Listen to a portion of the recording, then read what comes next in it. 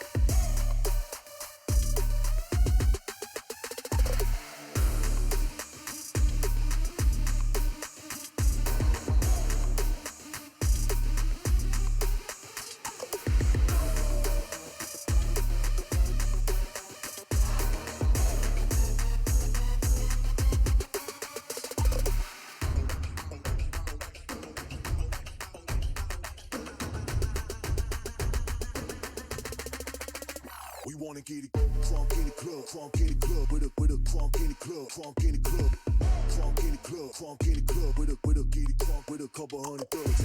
Crunk in the club, crunk in the club, with a crunk in the club, crunk in the club, crunk in the club, crunk in the club, with a get it crunk with a couple hundred thugs.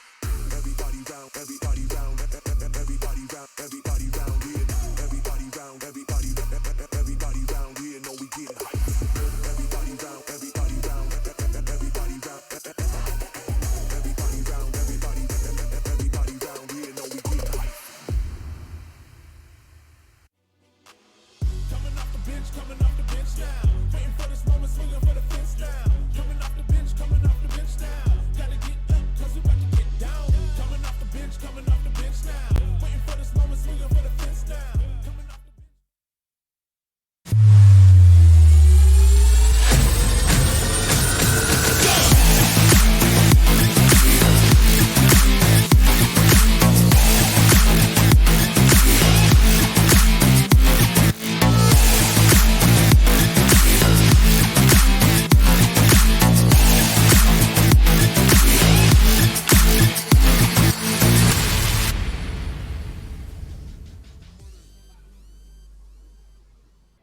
Welcome back to the VCT Game Changers APAC. We're going into our second series of the day between L Streaks Female versus Big Scythe. I'm Tash Bunny alongside Zira Ora. We're our casters for today. And while we go to series number 2, let's talk a little bit about our first series earlier, where we saw a 1-2 in the favor of Nigma Galaxy.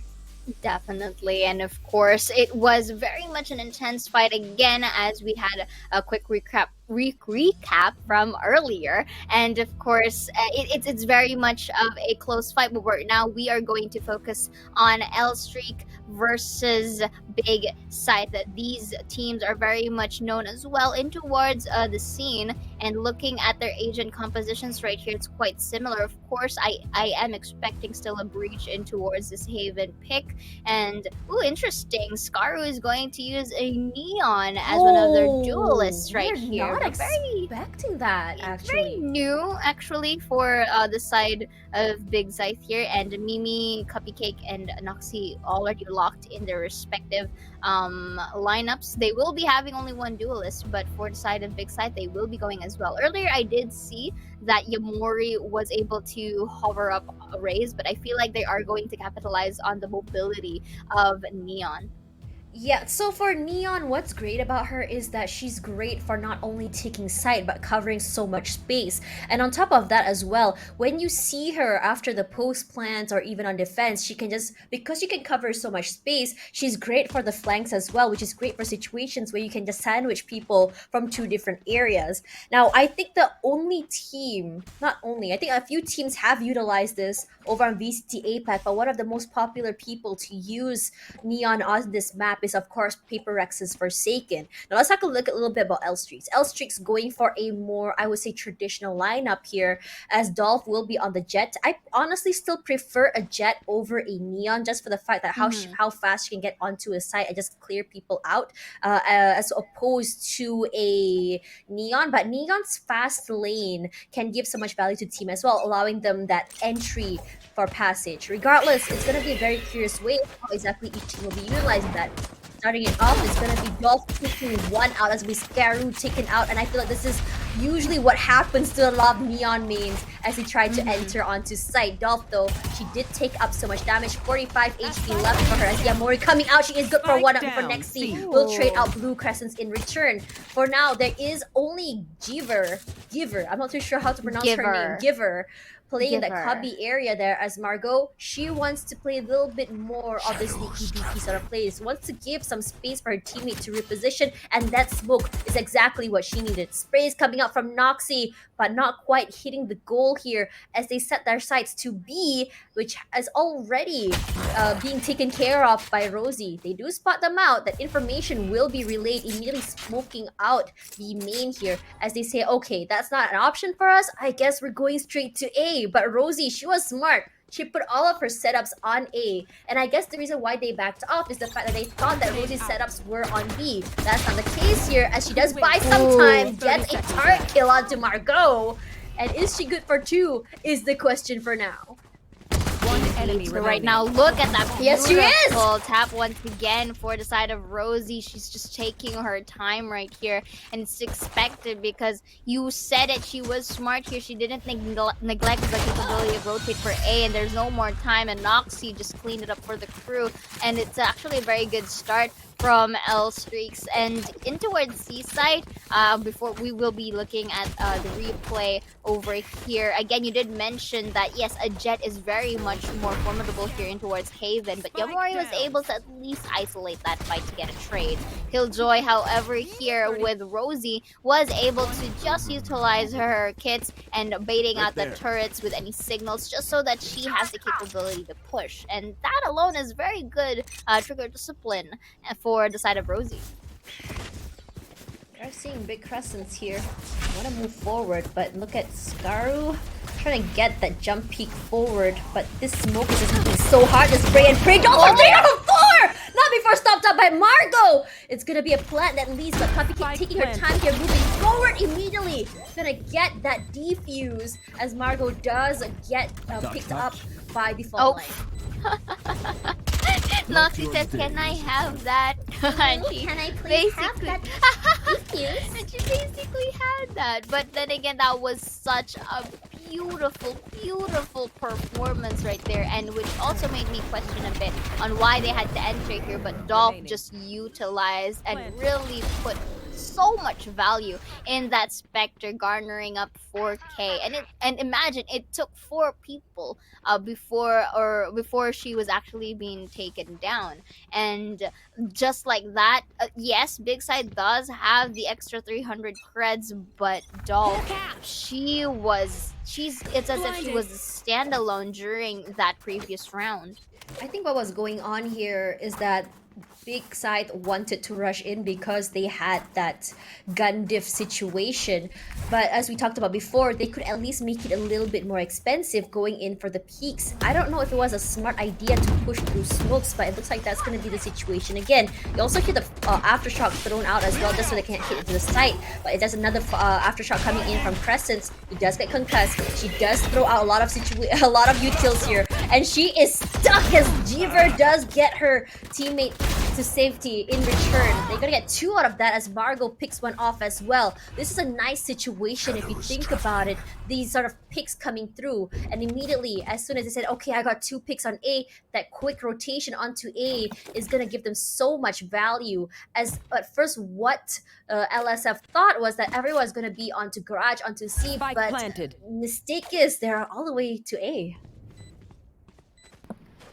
Whew, and they were able to at least get that spike going at this time with a bit more of discipline for the side of Big Side here, and the fact that they also do have the rifles to work with, so that definitely worked for them, obviously, because they were able to take 3 down. So right now, the Paranoia, the beautiful spray transfer from Giver, but then again, there was the trades respectively, only for Margot to clean up once more onto A short. So Big Side, again, I feel like if they're given the proper weapons, I feel like they are able to pop off in here. And it just so happens that, at least in this scenario, I did see the likes of L-Streaks being a bit too aggressive for their liking, because look, the position was Big Scythe was in A short, and then some of the members of L-Streaks came from behind, so it's as if they kind of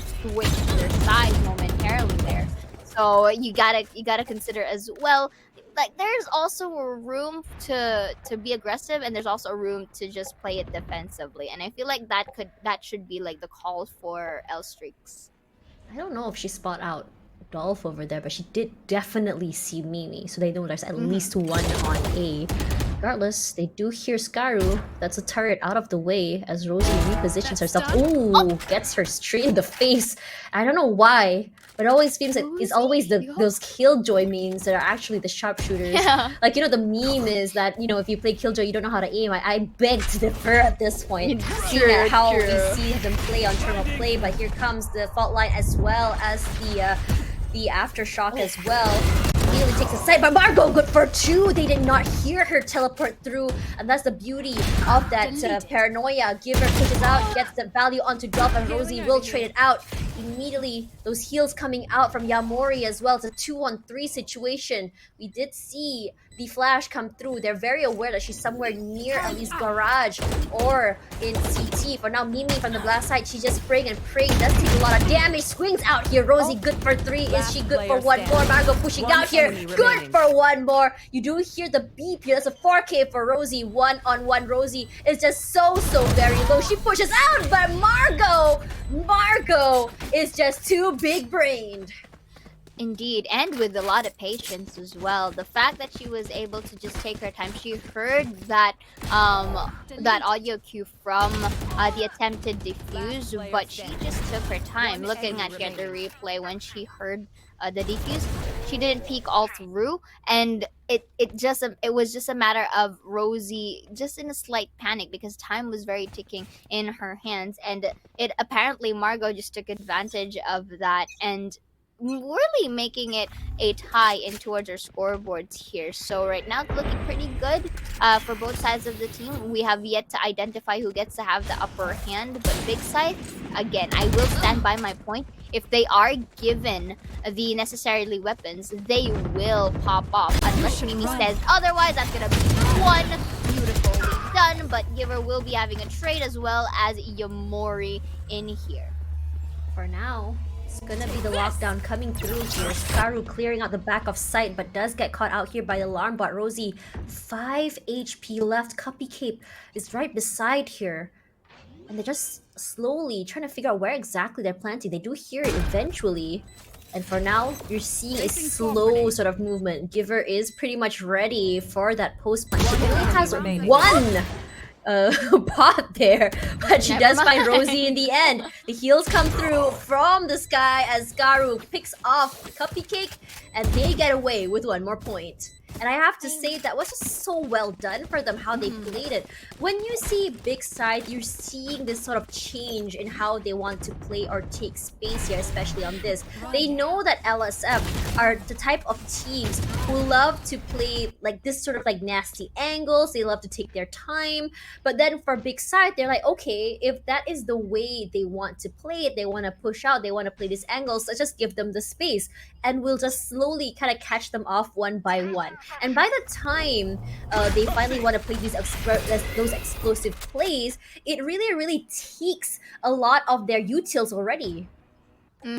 And in towards that again with utility usage, I feel like it's quite a similar play for them. It's actually quite mirrored. The only difference is their own take on the duelist. So again, in terms of variations, they're quite similar. The only thing that's going to beg them to differ is their duelist and the way that they place their utilities. So that's going to be Trailblazer here in hopes to find someone. But right now, that's gonna be the Paranoia. They might be the corner. They do see the arms like that. They will be the top still survives that fight regardless. And that's going to be a lot of utilities thrown off guard. The spike hasn't even been planted yet. But Dolph quickly updrafts and takes Yamori down towards a short. What a mad lad, but Presence will be taking this opportunity to trade, but Noxie is there to avenge the fallen comrade, and Dolph is just very proactive in towards a site, but look at the spike. They're already rotating towards C, and I feel like they got the message here as both Cuppy Cake and Rosie are on their way. I am so confused as to what happened. How the heck did Dolph eat 2 utilities, survived, got a kill, repositions, and gets another one? What the heck is that? Here comes Rosie. She does have the lockdown. They can't just play for it, but for now she is going to be placing it down. It's going to give them all the space they need as Cuppy Cake is waiting. Oh my god, and that's on timing here as she does get caught out there by Giver. And they're all very aware. There's 2 on Garage. We are going to be seeing that teleport or at least come through here. And they are going to try and stick it. Rosie is from the backside. Here's Dolph with a 4K. Dolph. What is going on? You're insane. I feel like there's a bit of a miscomms here for the side of Big Side because both of them, yes, I understand there's a double peak possibility for Garage, but you left the spike unattended, which is quite not the best route for you to go with.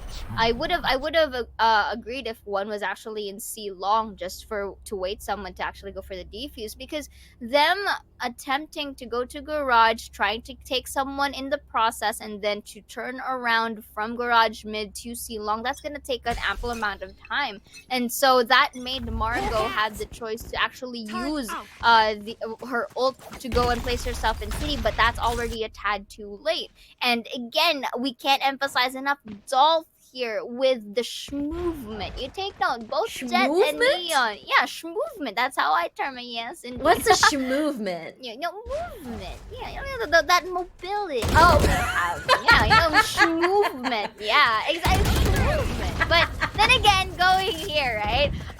Both Neon and Jet have their own mobility, but speaking of mobility, look at that trade first and foremost. Beautiful flash as well for Scar to have entry, and this time she doesn't want to go down without a fight. She takes 2, Noxie goes for the trade. There's gonna concuss, but up to what?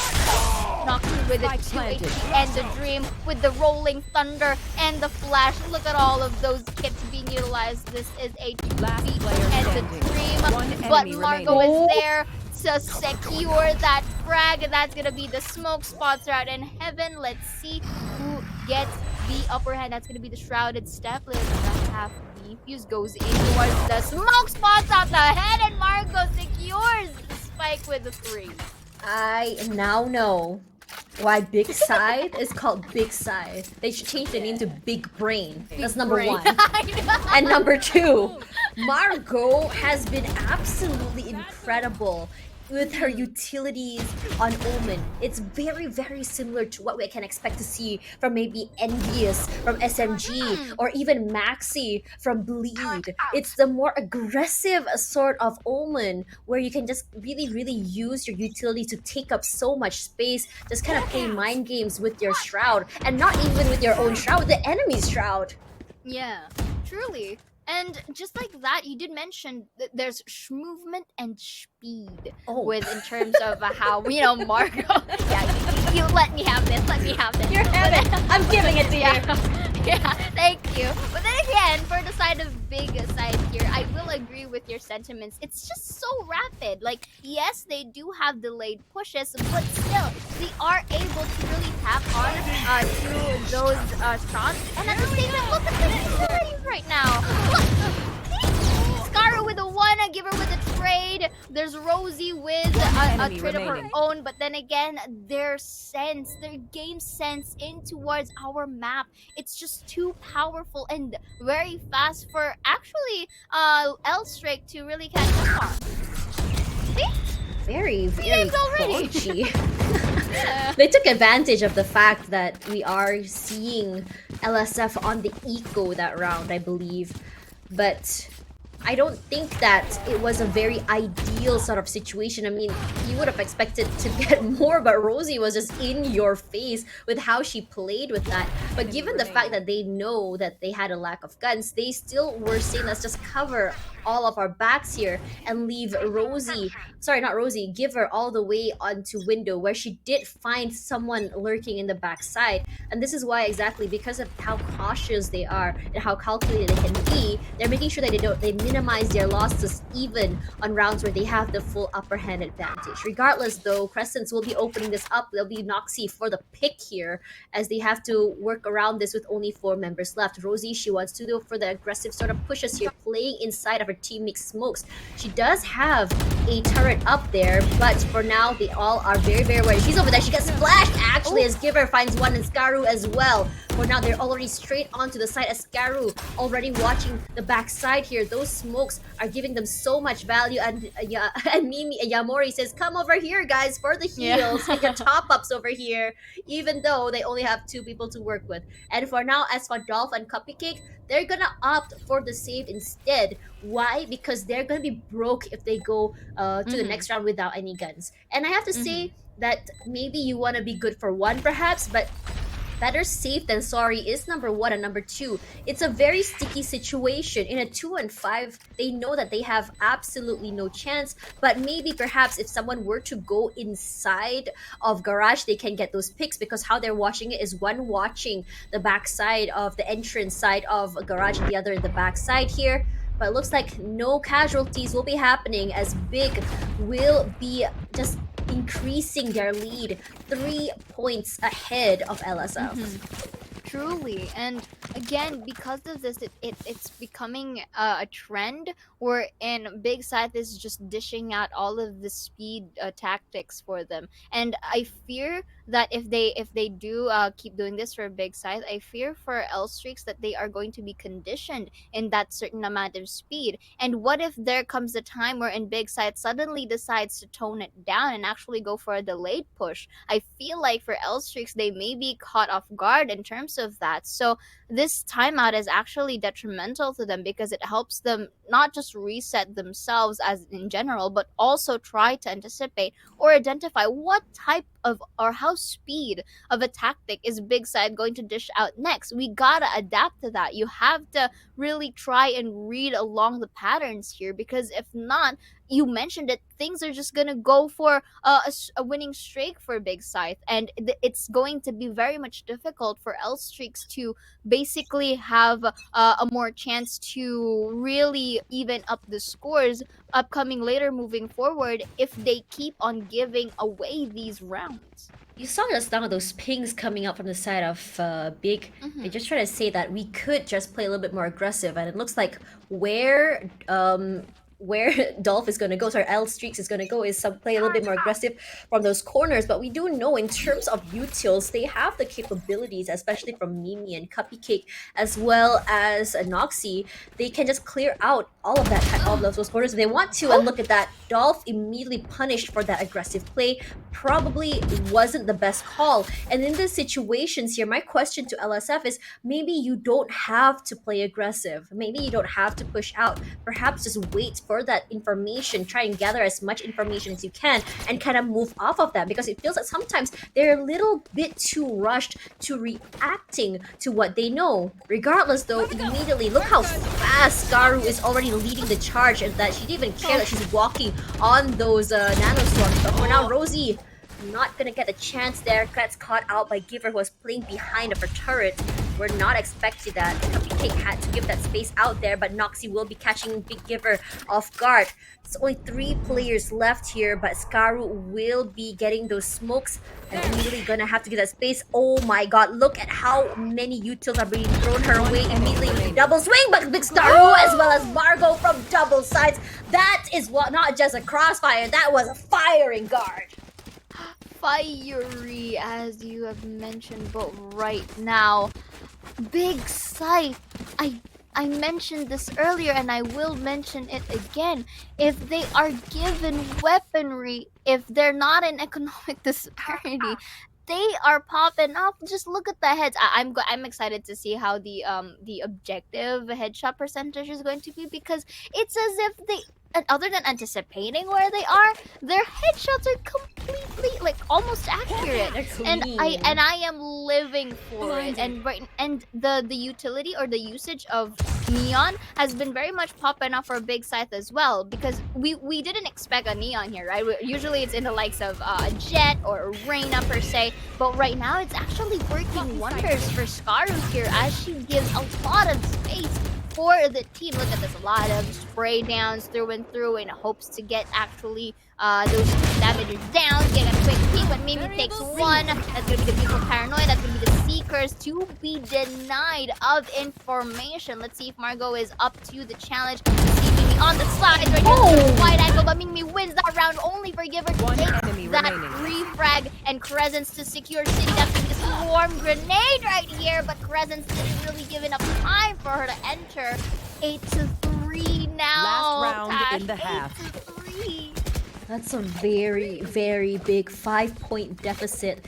And now for the side of L Streaks, I know that what they want to do here was go aggressive because they lack in weaponry. But in a lot of situations, even when they aren't in a deficit in terms of economy, they were still missing out, or at least kind of like at a disadvantage when it comes to these jewels. So what can you do in this situation? Perhaps play for retakes. We've seen Enigma Galaxy really come out on top, as well as X10 Sapphire do that earlier on those thrifty rounds. What did they do? They kind of play more calculated. They make sure that every single time they do those sprays is gonna come up on top, but that's gonna be strayed between the 2 players. Here comes the Rolling Thunder, and Skaru says, "Vroom, I'm already on the side." Here, sprays from Mimi, but Big Crescent has her teammates back. Protect the planter is how you want to play it. The plant will be coming through, and Cupcake, she wants to do the ultimate there. Immediately catches her out on top of that platform.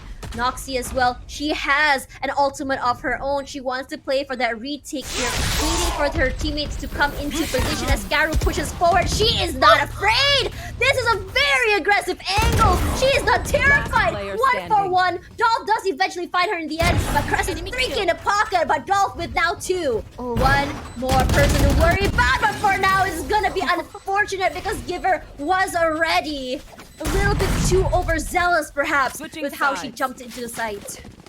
9-3 potential.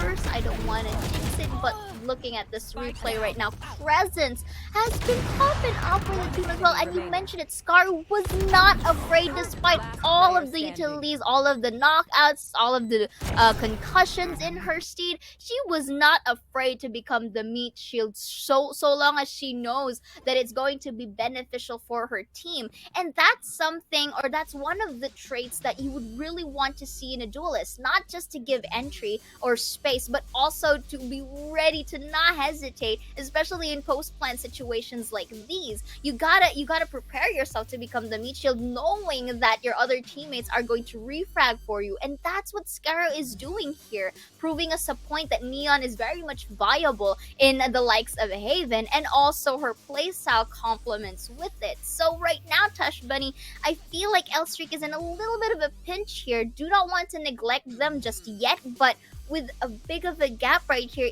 it's giving a lot of space, at least for a certain amount of error for Big Scythe. But if they are able to close out the second half, this is going to be, a bit of more pressure inducing for Elstrix. What do you think?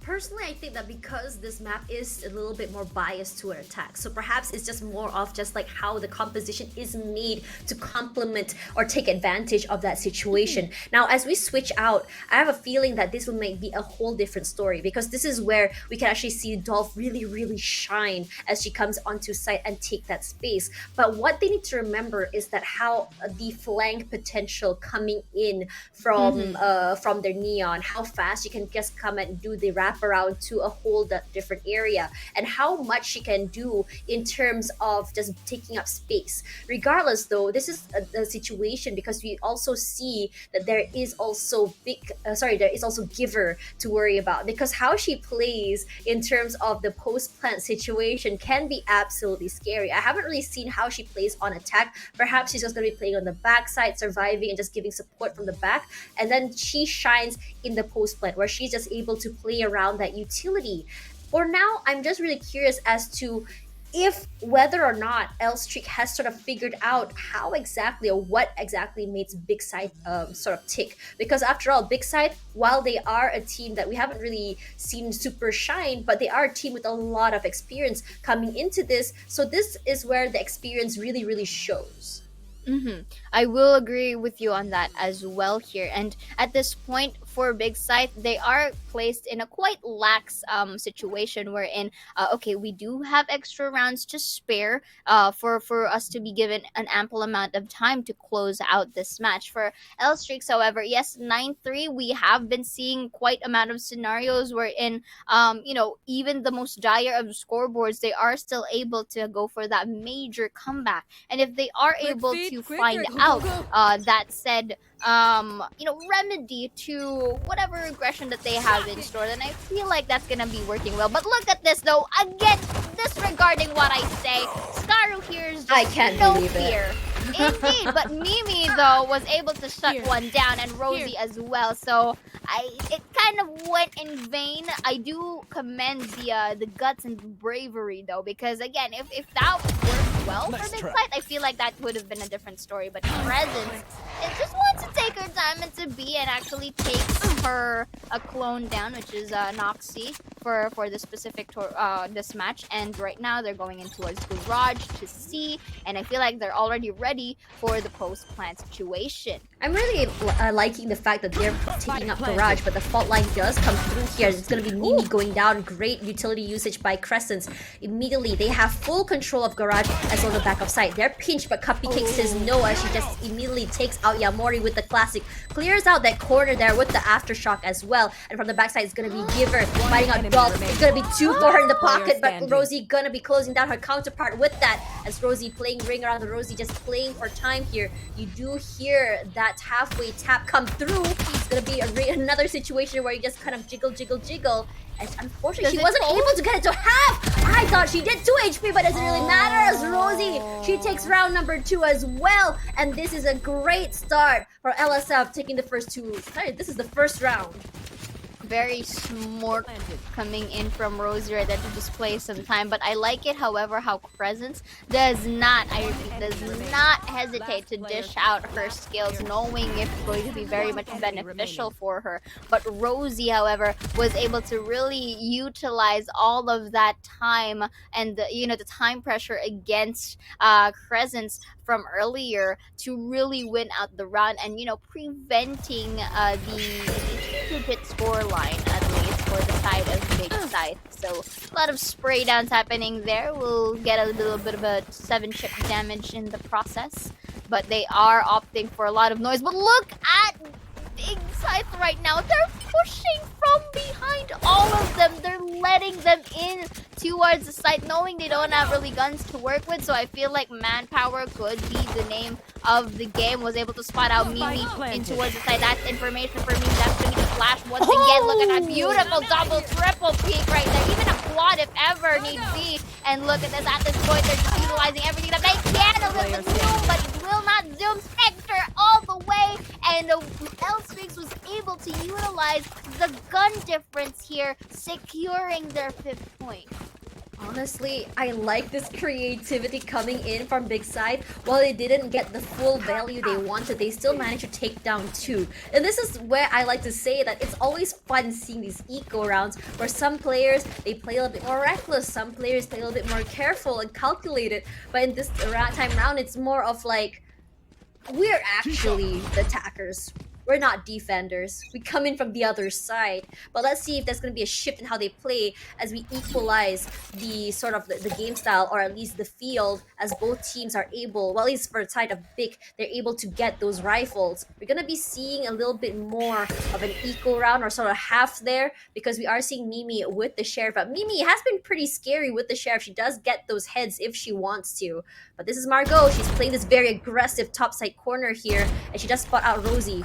Unfortunately, none of her shots are going to be connecting here, as Yamori, she is going to be watching the garage. Dolph, she does have a Spectre, taking her time here, just walking in through sewers, not making any noise. Splash does come through from Yamori, and she is going to respond with her own. No one actually does connect with that. So for now, Dolph, I don't think she's aware there's a wild giver playing in this corner. They can check it if they want to, but the problem is there's no sound cues coming through. But Crescent's in this different angle here, she can be the distraction. But for now, I think they have all the information they need. Immediately take space onto site. That giver, unfortunately, gonna go down, but Crescent does refrag for her. She's actually smoked off the side here as Cupcake, just clearing out as much of those corners as possible. Here comes the aftershock as well, just to clear out Hell. She does still have the fault line as well. Fault line comes through. She does, unfortunately, get concussed here. Ascaru as well. She does still have her E. She can go fast if she wants to. Aftershock just gonna disregard her by her. Immediately gonna find her at the bottom, but Noxie crouched there. This gives her so much value. And regardless of what kind of gun you have, LSF still makes it out on top. This time we are seeing a little bit of progress, actually a big progress for L-Streaks right here, being able to capitalize everything that they have, and the way that they are able to control the site specifically for post plants is actually quite good for them. It only means that they're not faltered to whatever conditions Big Scythe is trying to really lay their eyes upon them. So I still don't want to jinx anything. I will be stating it later if the scores are tied, but until then, we have yet to see how Big Scythe is going to really close that out, because right now, L-Streaks is really adapting. Yeah, for now, Margot, 32 HP left. We haven't really seen this aggressive sort of plays from her just yet, just because LSF has just been so aggressive and not allowing her to take advantage of that. We're seeing a more sort of proactive situation here from the side of Big, where they're taking this very aggressive angles, just trying to see if anyone is by mid. But the song Into the Thick of It slowly playing as they come down, as they go slowly into A from both angles. For now, I think they're very aware. Immediately, Giver gonna just immediately pop those nano swarms. She does get flashed. She does get concussed. She also gets that aftershock at her. Has to give up that space. Eventually, Rosie is good for one. Finds Scaru. Immediately, Lamport does get triggered here, but Giver isn't going to follow up. She is so very low. The plant does come through here as Dolph is still watching this corner. And that's one of the problems of retaking A. This fire range corner, as Noxie does find Giver eventually. There is still one more, and that's going to be Crescent's. Aftershock gonna clear out Hell at least, but for now it's gonna be unfortunate as Crescent gets caught out with his hand in the ability jar. Margot, the only last one alive, gonna be caught out eventually as LSF is out for blood. Indeed, and a flawless one at that. So we are really drawing in 2 more rounds before L-Streaks actually ties up our scoreboard right now. But here, opening it up. Rosie with a 2, Noxy just taking advantage of Giver in there in the process. And I felt like the entry from Crescent was a bit early before the flash could even be procced. So right now, I feel like, I mean, at least from the previous game, I should have expected a little bit of a timeout. But so far, both of our teams are not actually calling one. So that is actually interesting.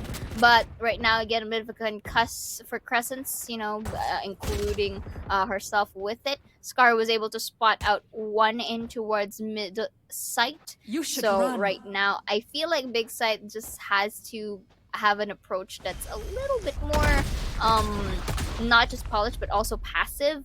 And That's that was smart. actually, yeah, that's smart usage of the utility back there, not be destroying actually the lockdown as well. Trailblazer, not sure if it's gonna spot out one. Actually, it does before it could be destroyed.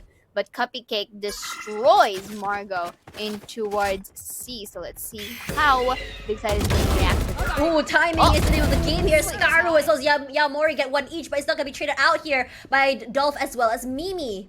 For now, immediately we see that beeline straight toward A from both teams here, as smokes are also coming through straight toward Heaven. Rosie eats so much damage from those nano swarms here, forced to give up that space as the Seekers do eventually find her in the end. She's still placing that turret up there just to kind of buy some time here, as Yamori, she is trying to get that pick. She knows there's one playing down there here, as Rosie, she is going to be placing her turret there for the anti-push. Regardless of that, it's still a 2-on-3 situation here. Can be done given the fact that they're able to get those isolates. But this entry from CT to A is a big problem that I see like a lot of teams still struggle, because you have that crossfire from 2 different angles. Regardless of how many people push through, you are gonna be still met by a hail of bullets. Giver watching to the left side when there's actually one more to the right here, but they're just going to be taking their time as they try to hunt for them over on the other side. But I don't think they're going to find any value, as they say, let's just bring our guns to the next round, because financially, we're not doing so hot. Truly, the economic disparity is quite witnessed here as well for, at least for the likes of Big Scythe. And right now, it's one more round closer to L-Strix actually tying up the boards, and this is what I am actually looking forward to for a timeout, potentially for Big Scythe. They needed that reset, which could have been done at least for the last 2 rounds, at least, so that they can have a bit more space. But then again, for the side of L-Strix here, their main goal of the game is to just be consistent with their performance ever since the start of the half. So at least in this hindsight, we are going to see at least a similar more tactic for L-Strix, but for Big Scythe, I feel like they kind of need a huge adjustment here. And we did mention that, yeah, in terms of Duelist, Jet is very much more versatile in terms of a map such as this. And if you notice how Scaru is being held back with her utilities, simply because it's more of an attacker sided face for a Neon, and it can only go so far. So because she's also being taken down at the very early minutes of our game, her utilities are not really used at its maximum efficiency. So I feel like that's where L-Strix is also banking on whenever they actually take Scaru down. So again, eyeing out on the C side take here, they have to be very much more cautious. But that's a bit of a whiff there, but Rosie starts it off strong. Yeah, Margot unfortunately wasn't able to get that value, but for now, Dolph already taking up so much space, clearing out the back of sight. Scaru, this is a very, very sneaky area here. They're so aware, but Mimi as well as Rosie find each one. For now, they're very, very smart for that, but here comes the aftershock just to clear him out, but Crescent still comes out on top regardless. So for now, Crescent flashes that area there, trying to get some value, switches out the guns there. Doesn't really get anyone, unfortunately. There is one on Cubby, one all the way to the backside, 2 over on Garage. This is a very tall order for them. Here comes the Paranoia, finds 1 Giver, only good for 1 as Rosie, 3k in the pocket. And this is what I was talking about, KJ mains. They're not bad with the guns, they're amazing. And they're actually leading the scoreboards for both sides of the team. Just saying. So I feel like there's the true duelists, right? So beautiful double peek right there from Rosie and Mimi. Dolph as well in towards the garage, like Scythe, only to be shut down by Giver, and finally to end it off with the team as well to clean it up. And just like that, I felt like the 9-3 is, you know, still in effect, as L Streaks was able to catch up all the way from 9-3 to now a 9-9. And Fast? yeah, that's fast, like so very fast. speed and movement, you know? Yeah, one of the cleanest and fastest comebacks I've seen so far. The alarm bot from Giver will eventually be destroyed. She does get the spawn grenade out as well. Just throws another one out just to buy some time here, but immediately gonna be disregarded by Dolph. Axie immediately gonna wall bang Margot on the backside there. Dolph already in the backside does not realize Giver, but Giver! I don't understand! We're gonna be seeing 2 more picks as well from the other members of LSF, and now it's only Scaru to worry about. Flash comes through, 27 HP and a dream, as we see that she does throw out that concuss flashes as well. They have so much utility before finally Mimi says, I think that's enough. Let's just go on to the next round already. But to recap that, I am surprised at Giver because they didn't realize that she was there at all. Unfortunately, that whiff, look at that. They didn't realize flicks back before she finally goes down. And that's why it's so important to have an agent like perhaps a Jet, just to kind of like just whoosh onto site, quickly take the backside. And this same situation goes for Scaru. But the problem with Scaru is that because she comes in with that fast lane, you don't necessarily know if there's someone waiting for you outside as you kind of slide out. Truly. And again, I feel like Big Scythe has to really find their play right here at this point, because it's starting to become a bit more chaotic and disorganized in the process. And it's making them really scatter out and disconnect, in which L Streaks is again really taking advantage on. That's going to be the lockdown for the side of Giver, just so that they can have an ample amount of time to reposition. That's going to be the rolling thunder, but look at this. They're pushing far and beyond. Spots out the head. Yamori shuts down Dolph. Cupcake for the trade. That's going to be the Seekers once again. There's the heal, but up to what extent? That's going to be Scaru entering. I'm not sure if she realizes the one in the corners out there. Beautiful trade for both sides of the team, but still, home middle into a 2v1, and that's a beautiful double peek from Margot and Yamori into securing the site, again equalizing our board.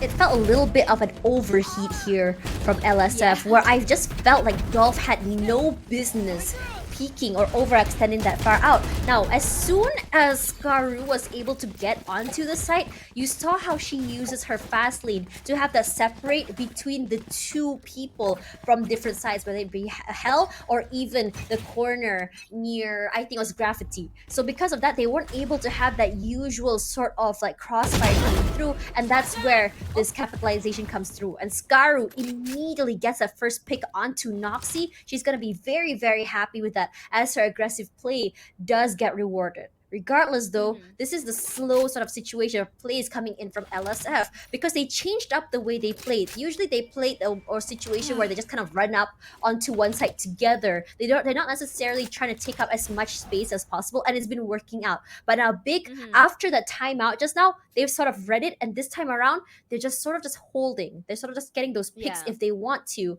And so far, because they're playing this way, it puts LSF in a situation where they can't exactly play the way they used to. And we notice that LSF, if they can't play together, that's where they might go down. But Cupcake immediately finds her counterpart here, Margot, not getting to play those aggressive plays that she used to do earlier.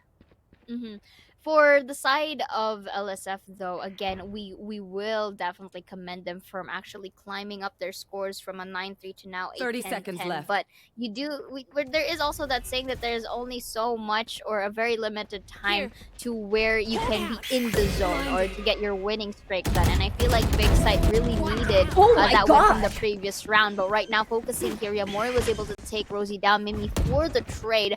That's going to be Spike Plant as well here. And they may secure it, but right now we do see Mimi spotting it out. Giver was able to really take her down in the process from City. Forces everyone, at least for the side of LSF, to go to C long. That's actually a good turret right here. Will try to bait out the audio cue right here. A bit of a run there, but Oh my the God, gun is no not way. enough to get out on time, and Dolph and Cupcake just took advantage of that for Giver with only 24 HP and the Dream. I don't think that she'll be able to make this because the double P capabilities is there, very evident. Not even letting it happen. Look at that beautiful flick, peek, jiggle for the side of Dolph, and it's really going far beyond for the team, and just like that, 11 to 10 now, Tash. I am trying my best to kind of figure out why exactly they pushed out there. Because in those situations, for the post plant, the defenders will kind of have to push out to you. For now, though, as we're moving forward here, this is where the question finds out. The question is the fact that I think, you know what, it comes back to what Trix told me earlier, is that sometimes you just have to protect the diffuser. Just don't have to push out and be too aggressive. And it feels like both teams are actually making this mistake where they don't have to push out too much. They don't have to play too aggressive. And it all comes out to situational situations as well. But I have to say that post-plant defense was honestly so good. Putting Cupcake in the back and having Mimi in the cubby was also a great way to just kind of like make sure that you can get at least both kills from two different angles, because that is a very long and narrow area. Regardless, this is Crescents pushing forward there onto B, and this kind of like cut of noise from the side of LSF is giving them a lot of value, because while they are playing fast so many times, like what Big did earlier, now suddenly we see Big in some question mark moments. Where are they? Indeed. We're denied this information. And if you see, in terms of information gathering, both teams don't have any intel givers, except for LSF, who have Mimi, but she has her Seekers. Indeed, and for this again, Dolph with a beautiful entry 30 denies seconds left. Scary here in towards a Scythe, and I will agree with you on that. Where is the sudden, the momentum earlier from Big Scythe? It's as if it suddenly disappeared when they went on the defender side. Actually, the Rolling Thunder will be getting a lot. Beautiful utility usage for both the breach, but to delay the pushes. But then again, this is post-plant situation. This is favored of time in terms of LSF, but that's going to be a beautiful trade for both sides. Mimi with a 3, and really garnering up that match point. You see how well diverse the tactics for the side of L Streaks right here that works so well for the team. The amount of utilities that was used in time for them to reposition, look at that, and it was just very smooth sailing for the side of LSF. Look, ever since from round 13 to round 19, it was all of them. They didn't really give a time, for Big Scythe to breathe. The only breathing time that they had was the 20th round, but they were equipped with guns here. And for this match point, they only have Spectre's Sheriff to work with here. They need to really go together at this point, because right now L Streak is at the verge of actually closing up this game. This is a very aggressive Dolph here. Just trying to catch those people off guard. They do spot her out eventually, and all the members are just reconverging here over on CT side. Regardless though, sorry, over on T side. For now though, you can see Rosie, she's taking a little bit more, just allowing that space. You don't want to get caught out off guard here. And the only thing that Giver has to do is just make sure and just to buy time and just anchor the site as well as she can. And I'm actually surprised that we don't actually have a person really taking care of Garage, and immediately this is the burst coming through here. Immediately gonna see that aftershock as well. Giver eventually does go down to as Crescent's trying to get that information. Is good for one, not quite as Mimi finds her first. Margot trying to play at the back of sight. We're not seeing that follow-up when it comes to utility from the side of Big. They are very aware that Skaru is inside of Garage here. She does know there's one more turret all the way to the back side here. Some sprays from Mimi, 72 HP. We are seeing Skaru get at least one here. Mimi out of the way. Skaru playing left, right, up and down here. Inside that, not realize there is Cupcake playing this corner. playing in the side of the back of the very, very corner on the backside, and down to Skaru once again with only 42 HP. She needs to prevent this game from closing, but she's smoked out, and everyone is very aware that she was last seen from Garage. Noxie is spray aimed there as we go 13-10. Elstrix bring this back to take the first point. Indeed, Elstrix here takes game number 1 in Haven. And again, sticking to their guns with their compositions as well, they were able to make the curse work right here, Tash. I just realized. And right now, it's still really working wonders for them. Technically, match point or match series for them if ever they do make ends meet in towards our game number 2. But then again, that's for later. But we're gonna talk about the things that happened now. Big Scythe had a huge gap in towards the first half of our game, them being on the attacker side. But then again, Elstrix proved us all the more that the attacker sided map of Haven is very much evident, because they were able to climb, firstly crawl, then walk, then climb literally their way up into firstly a 9-9, and then there was a 10-10, and they just really closed it out, to which Big Scythe was really having difficulty on. It felt like Big Side just wasn't able to really execute those team plays that they want to. What's great about LSF is the fact that they're able to just separate the teammates from each other using those utilities. In a lot of situations, if you see those Trailblazers come through, if you see the Seekers come through as well, you are definitely going to see a follow-up from at least another member of LSF. But speaking of that, let's have a look at the stats here first, as the two Killjoys will be taking MVP spots. Just give her with a 1.4 KD and 241 combat score with 18 kills in a pocket.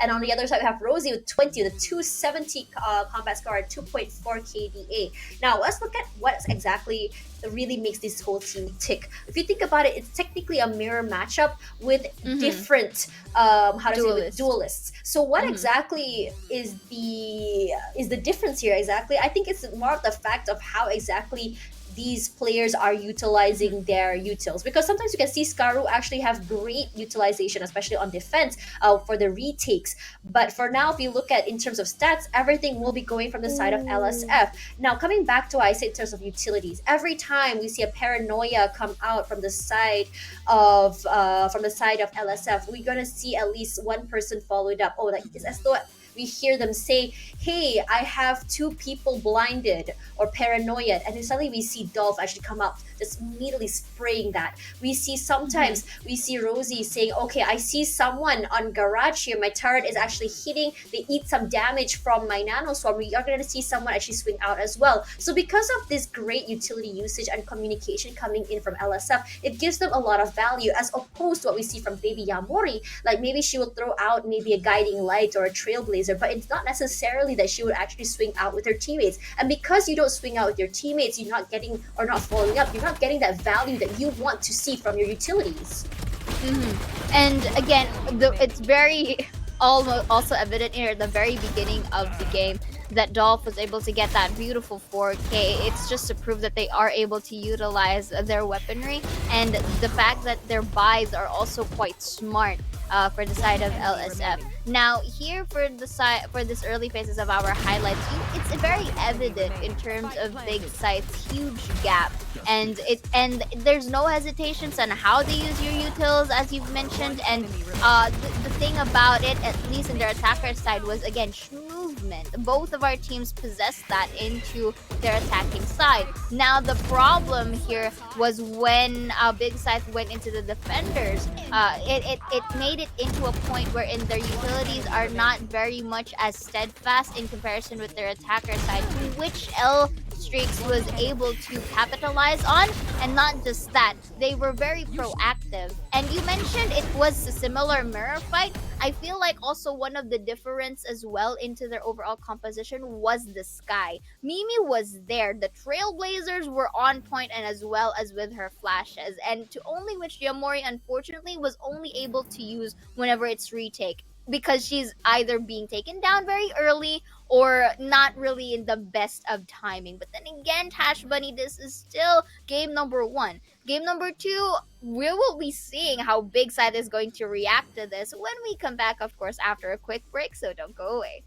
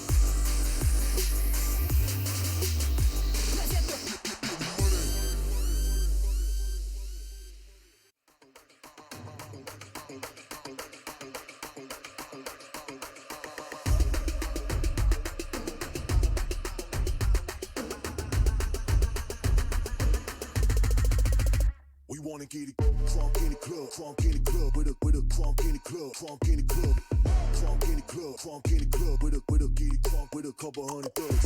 Crunk in the club, crunk in the club, with a crunk in the club, crunk in the club, crunk in the club, crunk in the club, with a get it crunk with a couple hundred thugs. Everybody round, everybody round, everybody round, everybody round here. Everybody round, everybody round here. Know we getting hype. Everybody round, everybody round.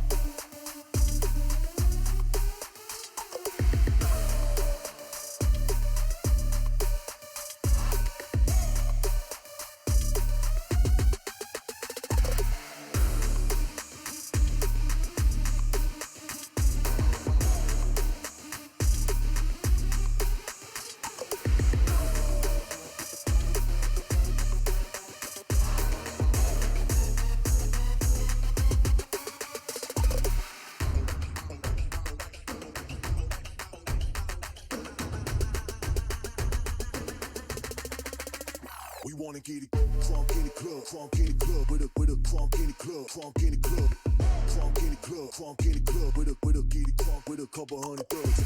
Crunk in the club, crunk in the club, with a crunk in the club, crunk in the club, crunk in the club, crunk in the club, with a get it crunk with a couple hundred thugs. Everybody round, everybody round, everybody round, everybody round here. Everybody round, everybody round here. Know we getting hype. Everybody round, everybody round.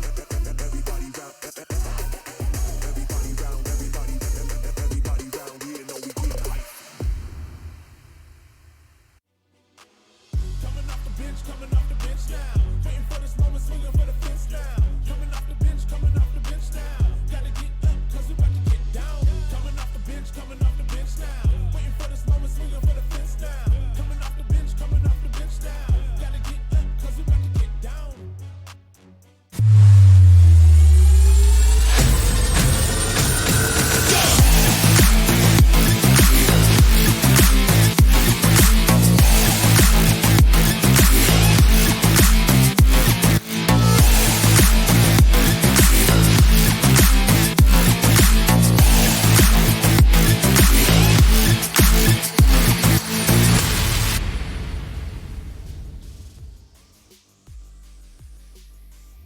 Big Scythe may have had the upper hand in the first half of the game, but we saw L Streaks just go absolutely Super Saiyan mode on the second half. Welcome back. This is the VCT Game Changers APAC. This is stage 2 open overtime, and I'm Tash Bani alongside Zia Aura. We're your casters for today. Indeed, and of course, again, another close, games here and there for our games into our teams, especially from the first match and now into game number 1 of our second match. But then again, we are already heading on to Fracture. All right, this is very much interesting, to see. Just looking at the quick stats right here once again for the side of LSF, they do have a pretty much okay stats, to say at least, because out of the 7 games, they were able to win it out 4 times. But for the likes of BIGG though, as well, out of 6 games, they were able to win it like 5 times, and that's already a huge feat on them as well. And for the likes of Fracture, just looking at it, it's very much a good percentage for the likes of Big Scythe. And for the side of LSF, again, I did mention this from earlier, that they may have had a little bit of a shaky or a bit more, I say, it's chaotic but it gets the job done type of way to actually approach Fracture. But I feel like, at least in terms of this in the Google Sheets, well, Google Sheets not paper, I feel like Big Side has a more staple or a more concrete approach to Fracture. But what do you think about this, Tash? Okay, when you think about Fracture, you think of a very lurk-heavy map, where if you see someone pushing in toward B, you're already rushing out from the other side of A, not from your spawn, but from their spawn, allowing yourself that sandwich sort of positioning. As well as in a lot of situations, it's best to play in splits rather than playing together for Fracture, because you can cover way more angles and clear out more areas that way, and capture more areas as well, more space.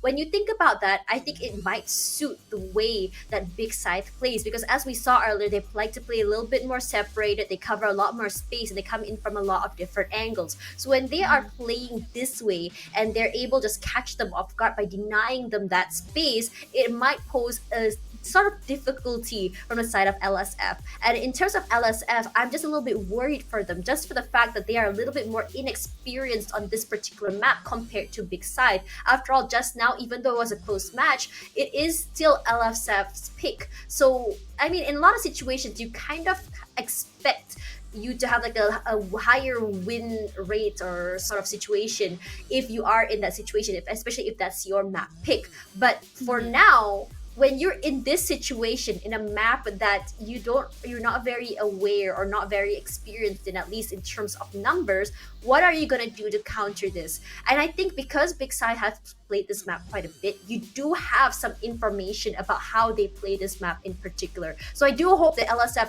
does have a sort of like idea on how to counter how they play on this map, because if not, we're gonna go to game 3. Indeed, and at this point, they really have to really stick their guns here, because the pressure is quite on for the likes of Big Scythe. And knowing that this is supposedly their chosen map, it is expected that they are the one who's going to bring about the pressure against L Streaks. L Streaks, however, I've been mentioning this, although they do have quite the chaotic way to approach Fracture, the fact that they can still pull it off is something that you don't really want to neglect as well as a team.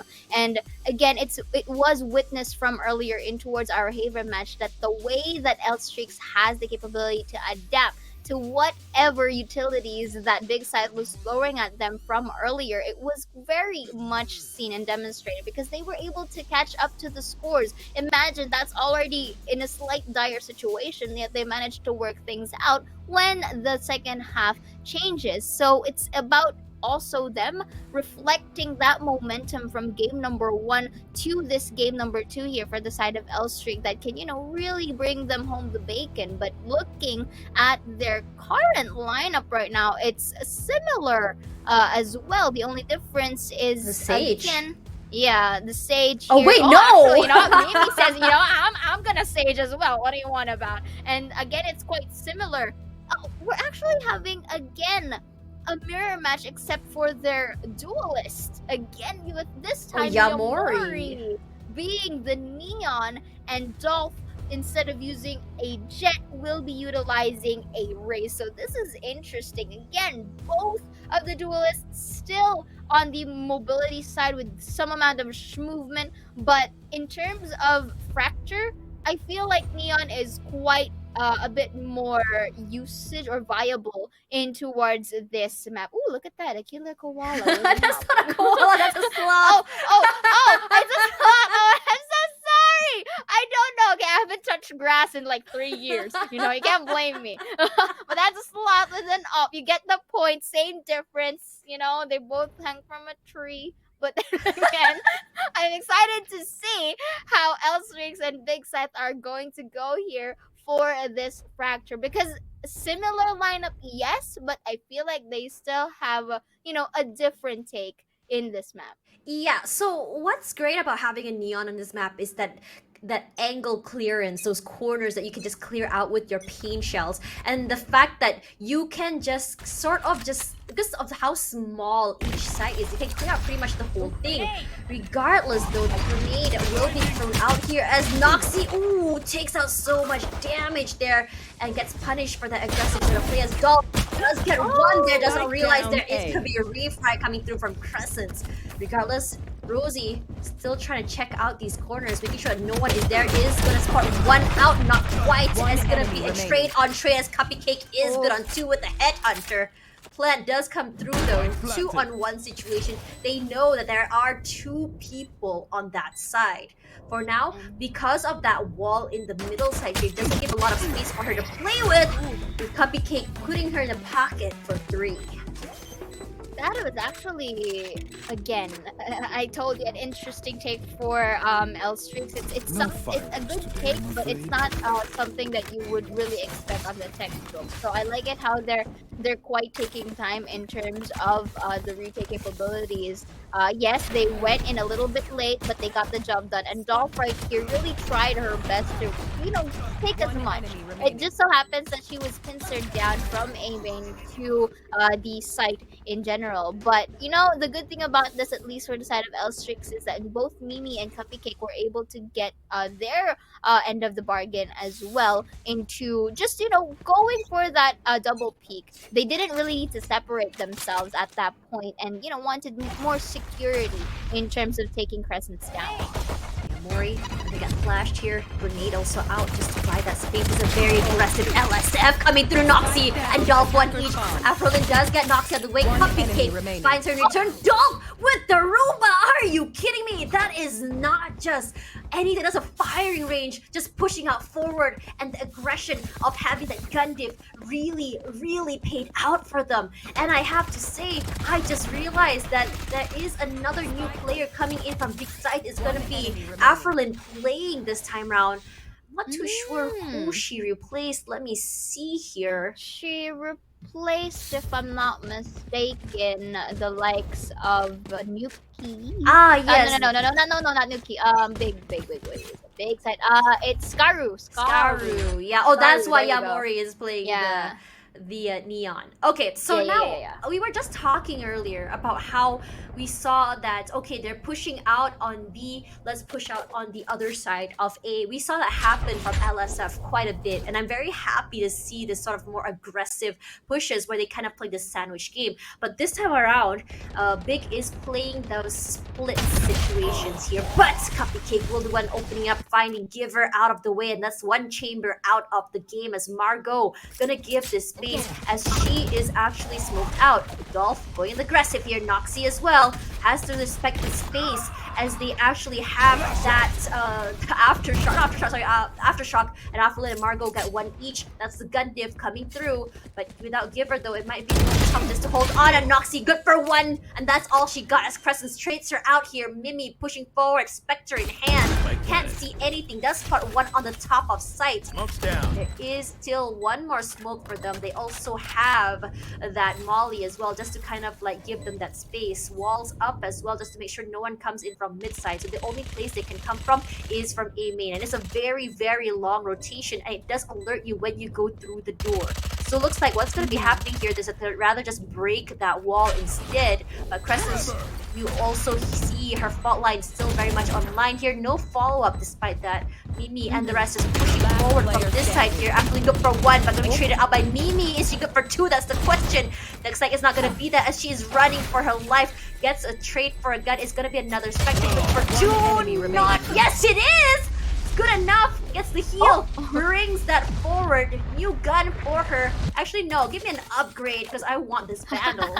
I mean, that's the better play, right? If you are not able to really transcribe your the loss with the score, might as well just get something on the get-go, and you know, a little bit of a consolation prize for her to get that battle going. And at least for that, it is expected for Big Scythe to actually win that round, simply because they did have the rifles to work with, and they really did a good time, a good job as well into really taking their time and taking the A site, and at the same time, you know, really having that utility is this time on par with their overall, you know, attempt to really push a site. So right now, a little bit of a advancing cupcake right here.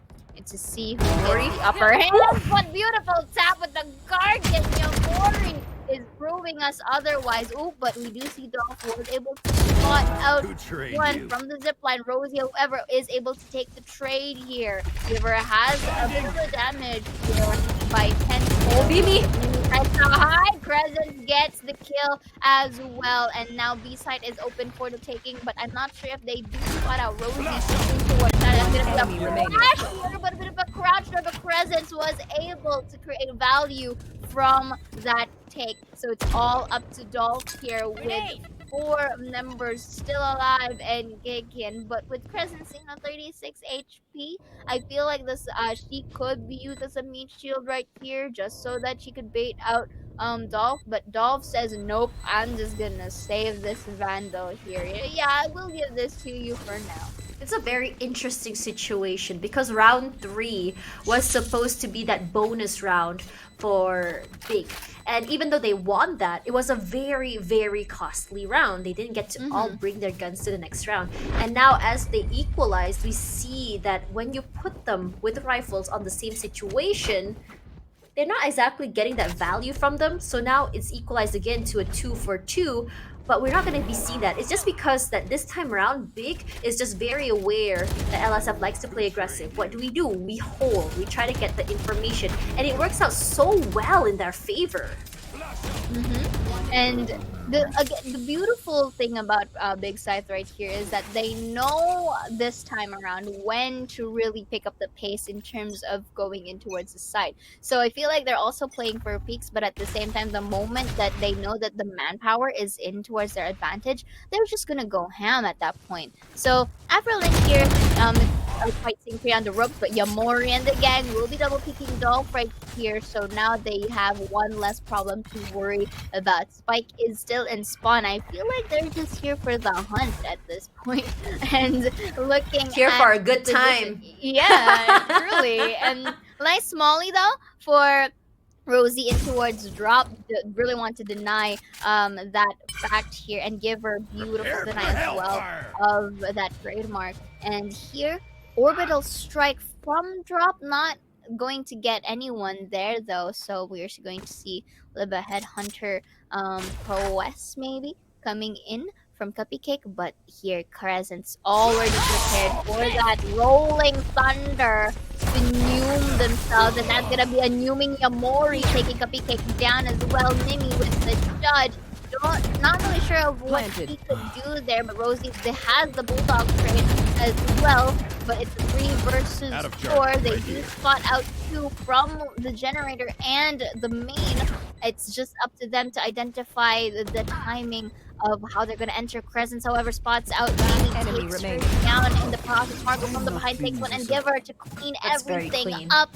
It is now 3 points from Big Scythe.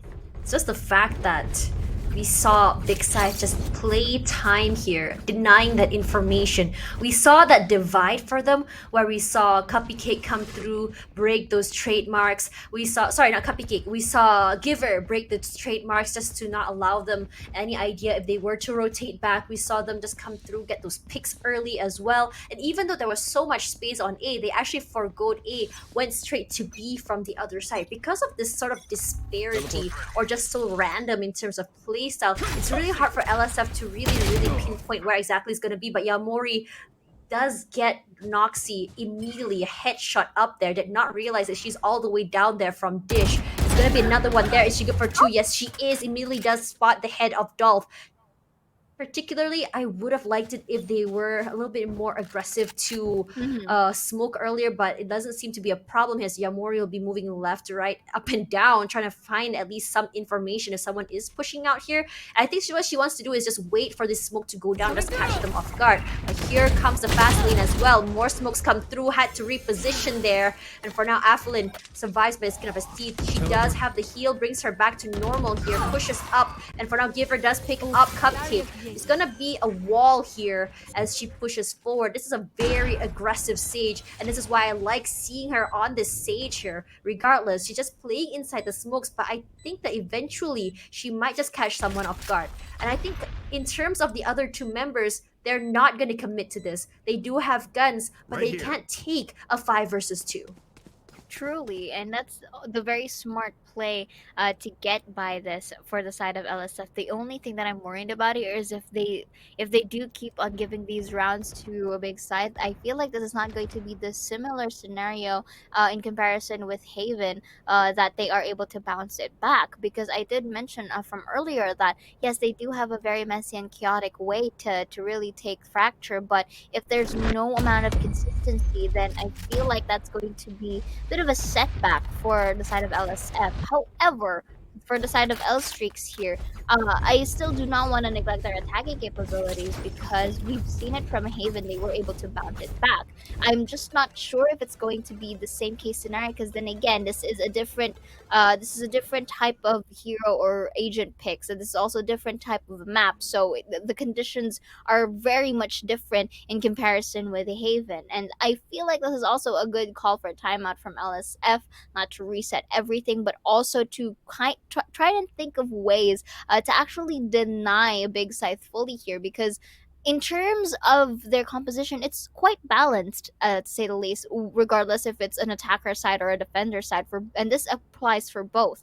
So the fact that Big Scythe is capitalizing right now into at least a 2-point gap right here is very much a big thing for them, and it could pave the way to a current leading to them, and also pattern reading into whatever LSF has to dish out on. LSF, however, they have yet to find it, but I do believe that if they are given the chance to really get that momentum, they will do it.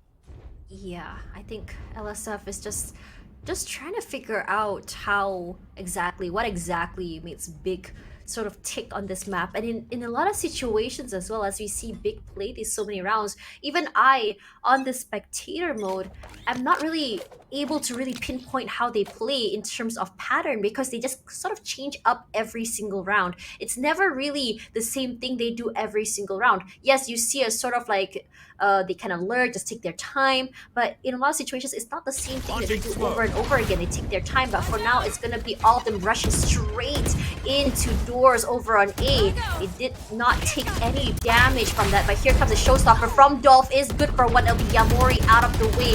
This aggressive sort of play here is catching them off guard. Margo does find one, had to reposition because of that aftershock coming through. Walls are up as well, takes some damage from that aftershock, but Giver does find Rosie in the end here.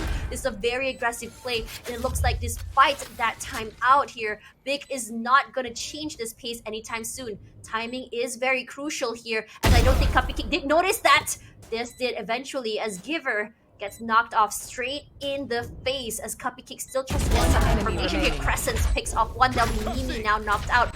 One more chamber to worry about, but does it really matter when you have the high ground?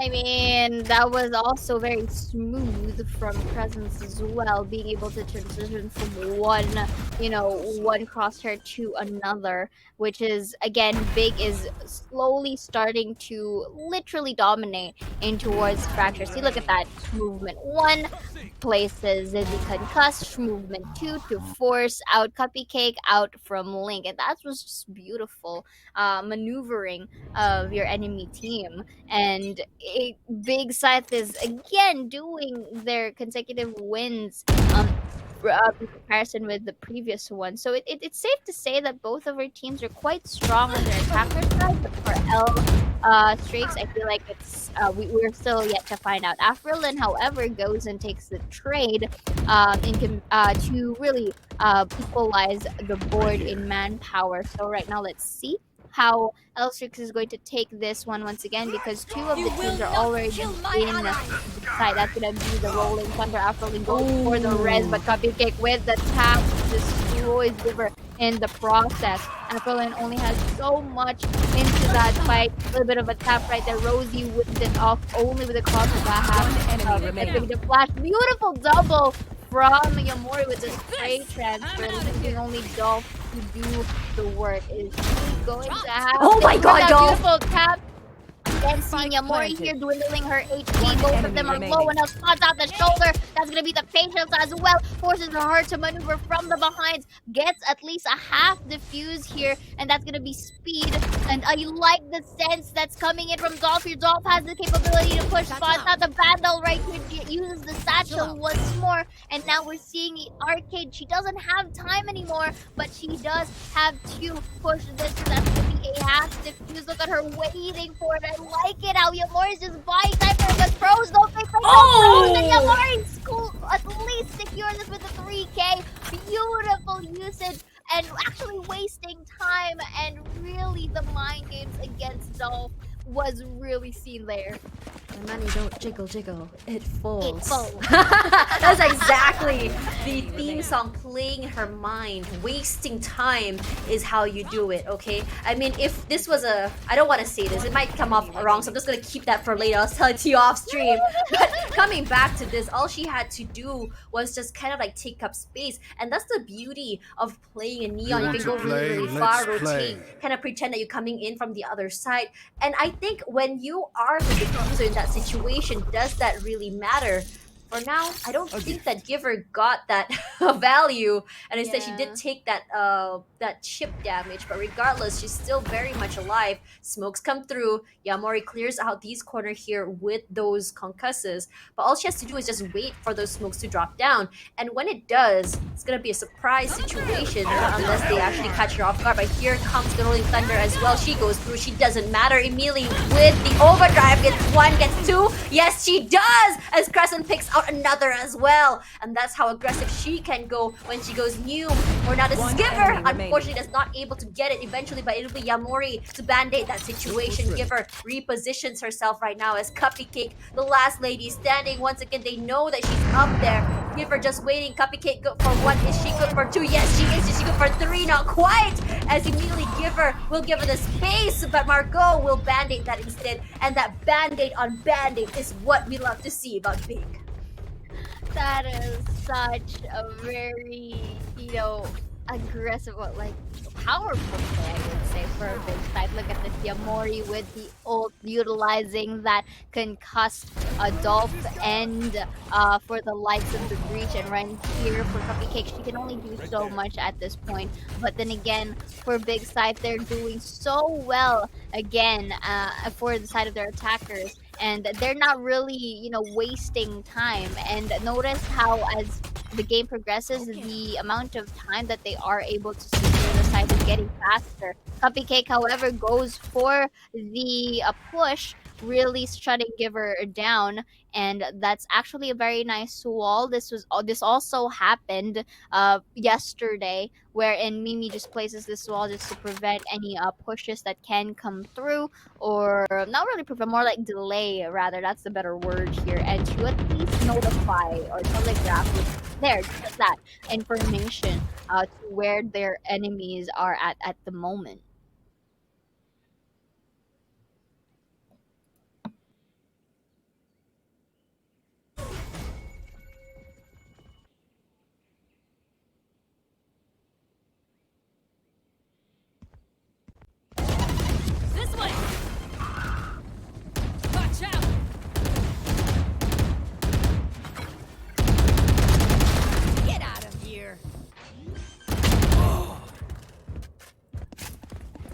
Spike planted.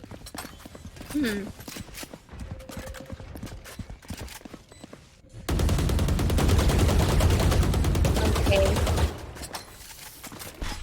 Oh.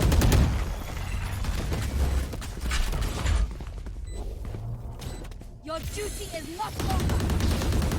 But for now, All right. We are going to see a little bit of a rest coming in here from Mimi, and still being able to really try and defend this into the demise. But Afrolin will be taking one down. Also, another for Margot getting that 3K as well. Player However, but Roman is going to secure that, and Afrolin can only go so far. remaining. He has time.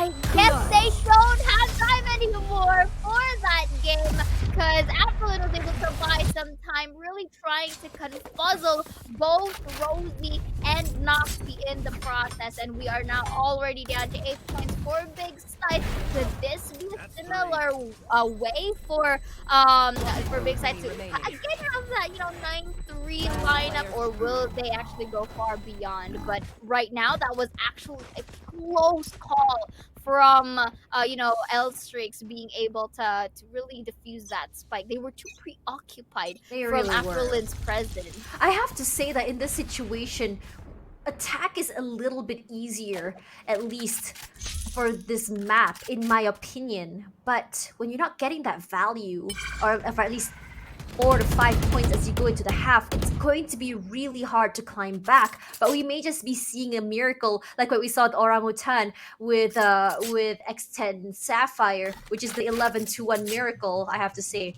Regardless, with this half switching around with Big on the attack, we may just be seeing something different here. And it's a very quiet start from the side of Big. You can see Crescents just trying to see if anyone Right is there. peeking out A main here. Already marked the area just to make sure no one is there. He's gonna pull out that spotlight and immediately gonna see that just this quick sort of pushes forward. That's a very interesting wall, I have to say. I've never seen that yet, but I have to say it's very, very fast and foolproof. But I'm not a big fan of it because it gives up too much space in that side. Regardless though, I don't think it matters too much because so long as you can play from A main, that's all that matters here. We are seeing Giver pick up one enemy and Crescent as remaining. well. Margot good for 2 as Dolph blasts a Giver to space and Afrolin seals it out. And this is a very interesting situation. Slow start, but Last round before explosive the switch. finish. That was such, as you say it, explosive for the side of Big Scythe right here. If they are able to also secure this last round before we go on half, I feel like L-Strix is going to really have a difficult time in terms of their attacker side. But then again, I don't want to, discard that. But look at this. Ever since round 1 and 2, that's in the side of L-Streak. But rounds 3 to 11, Big Scythe again. I feel like they're on overdrive. They're like in the zone and not really giving this huge amount of space against, L-Streaks. But look at this. Great Trades feedback. across the board, respectively. Showstopper from Dolph. Yo, let's see. They are able to do that.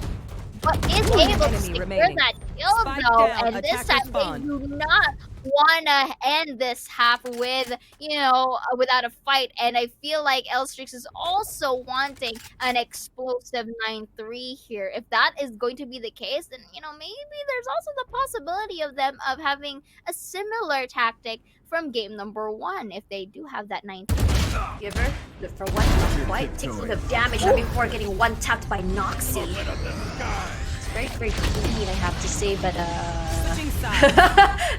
ultimate? What happened there? I mean, I said a little bit of a banger here. Gotta stop it with a bang, huh? Yeah. Regardless, it's a very They clean kind round. of like that, I like this aggression coming in from the side of LSF. It's very similar to what we saw in SMG on defense as well, where every round can be an aggressive round. But let's have a look at the replay here once again. Looks like that's not going to be happening. But for now, let's talk a little bit about what we saw here on how exactly Big Scythe took so many rounds in a row. I think it's mostly just because of Big Scythe's not only their ability to play aggressive, but on defense, they love playing this situation where we just kind of like spread out. We just don't show ourselves until we're on the air, on the situation where we have to play retakes. And usually their retakes are absolutely phenomenal because they like to come from so many different areas. It's hard to really pinpoint where you're going to be coming from when there's so many noise happening from so many different angles and areas. And again, as well, for Big Side, they were just literally able to capitalize again, not just with the utilities, but of course, the information that they are able to gather to wherever L-Streaks is located at. And of course, we are seeing a little bit of, some close calls for L-Streaks that it was as if it's almost their round, yet Yamori and the gang was able to really find, this specific answer for everything to just return into their favor. So right now we are going to switch sides once again. I did mention that both of our teams have a little bit of a knack in terms of their attacking sides. So for L Streaks, this is actually their last shot to really make up and really have that curse really going on for them to close it up the scores in whichever way they find possible. And the only thing that troubles me here is that the difference in the map in comparison with game number 1. It's quite, again, in the consistency from L-Strike, I still yet to find that in their fracture map, because Big Scythe right now has been very much on the ground. They have been proactive and they are not hesitating to use any sides of the map. Notice how they've been using arcade from B side, from the back, and not in the front. Mostly they only use that whenever they try to re-rotate from a side, and they were able to go for the clutches. And as well in A, they use drop. I mean, normally some would just wall that drop and then destroy it, and then they'll just go in a different place. But you know what, Big Side, it wasn't an issue for them. If anything, they're gonna push it all through and through. So with that being said, I feel like L-Streak just really need to win this pistol round. This pistol round is very much crucial for them to really dictate their momentum moving forward. I'm honestly really curious how exactly Big will be playing this defense round here. Because if I'm remembering right, I think SMG, when we thought they would be thriving on attack, they honestly did thrive on defense just because they like to play aggressive. And that's the exact same thing we saw on the final round of LSF's defense round just now. And it's just a little bit unfortunate that they figured that out a little bit too late. Regardless, now for Big, they have to be very aware that on attack, we can see those flanks come through if they take too much time. They don't want to be sandwiched. Regardless, Giver here, she is going to be watching from the side of tower, but look at where exactly these two, the players are separated in for the side of LSF. They're actually pushing out from A because they have the information that people are coming in toward E. And this sort of proactiveness is what we want to see as Dolph immediately starts it off, getting Afrolin, and when she pushes up here, Giver had to give up that space. And here comes the nades on the backside there just to buy some time. And Cupcake playing this very, very sneaky corner, just trying to catch people coming in from arcade. Good for one, not good for two, as Margot shuts her down. Cupcake gonna become cussed here. It's gonna take a lot of damage as finally Rosie and Noxy get one each. Margot, 32 HP left. She knows there's someone up there in tower, still wants to push up. They're very, very aware that she dropped out, but she is going to be playing some mind games there as she drops down. Everyone has their eyes trained up there as Rosie is aware, and she says, I see through your tricks. You can't trick me.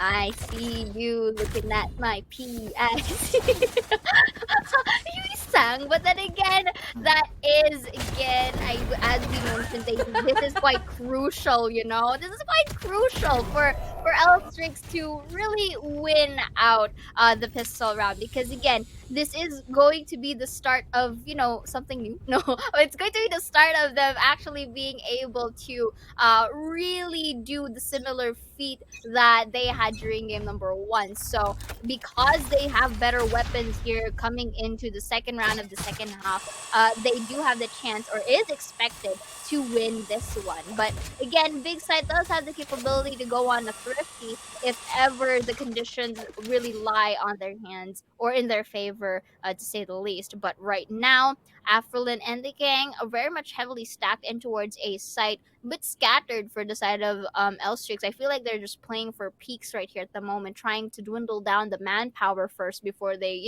go full on in a specific site. But I feel like they're eyeing out for B, to say the least, at the moment, because look at it, that's gonna be the pink shells to stay in there. There's gonna be some. Oh smoke. my god! Dog was able to annihilate Crescent doing just the pink shells.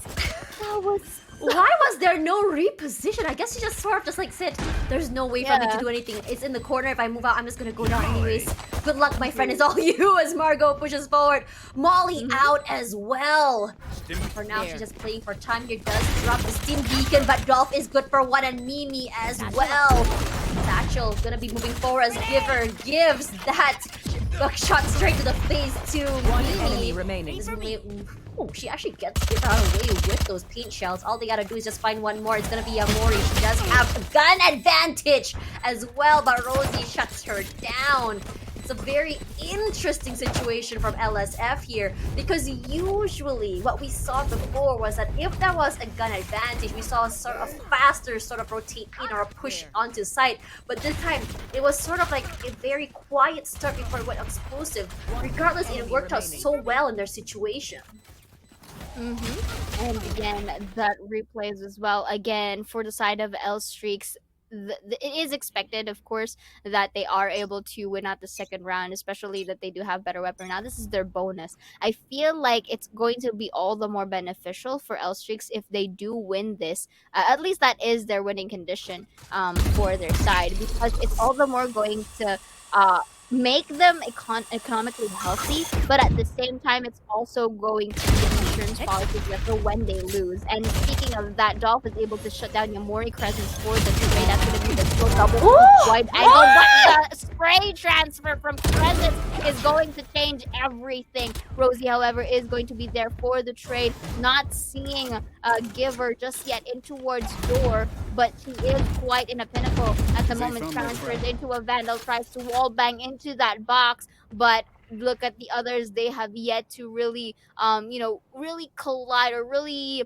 reunite right here for both Rosie and Cupcake. But I like the decision that, okay, let's just rotate or maybe fake. That's a fake rotate. Yeah, I trying don't think they yeah, made any making things noise. quiet. Yeah, I don't think they made noise in terms of the rotation. So not quite having the idea where you might be, but look at where exactly 30 seconds left. Cupcake is. They have two angles all pretty much already covered. As Rosie pushes forward here, you can actually expect Cupcake to actually watch out the other side. Margot, all she has to do is just play the crosshair well, but it doesn't really matter when Rosie is just a little bit faster. 12 seconds to go, and they're going to be player forcing this standing. Cupcake straight to the face. Doesn't Spike matter if you have a gun diff. My hit hunter is better.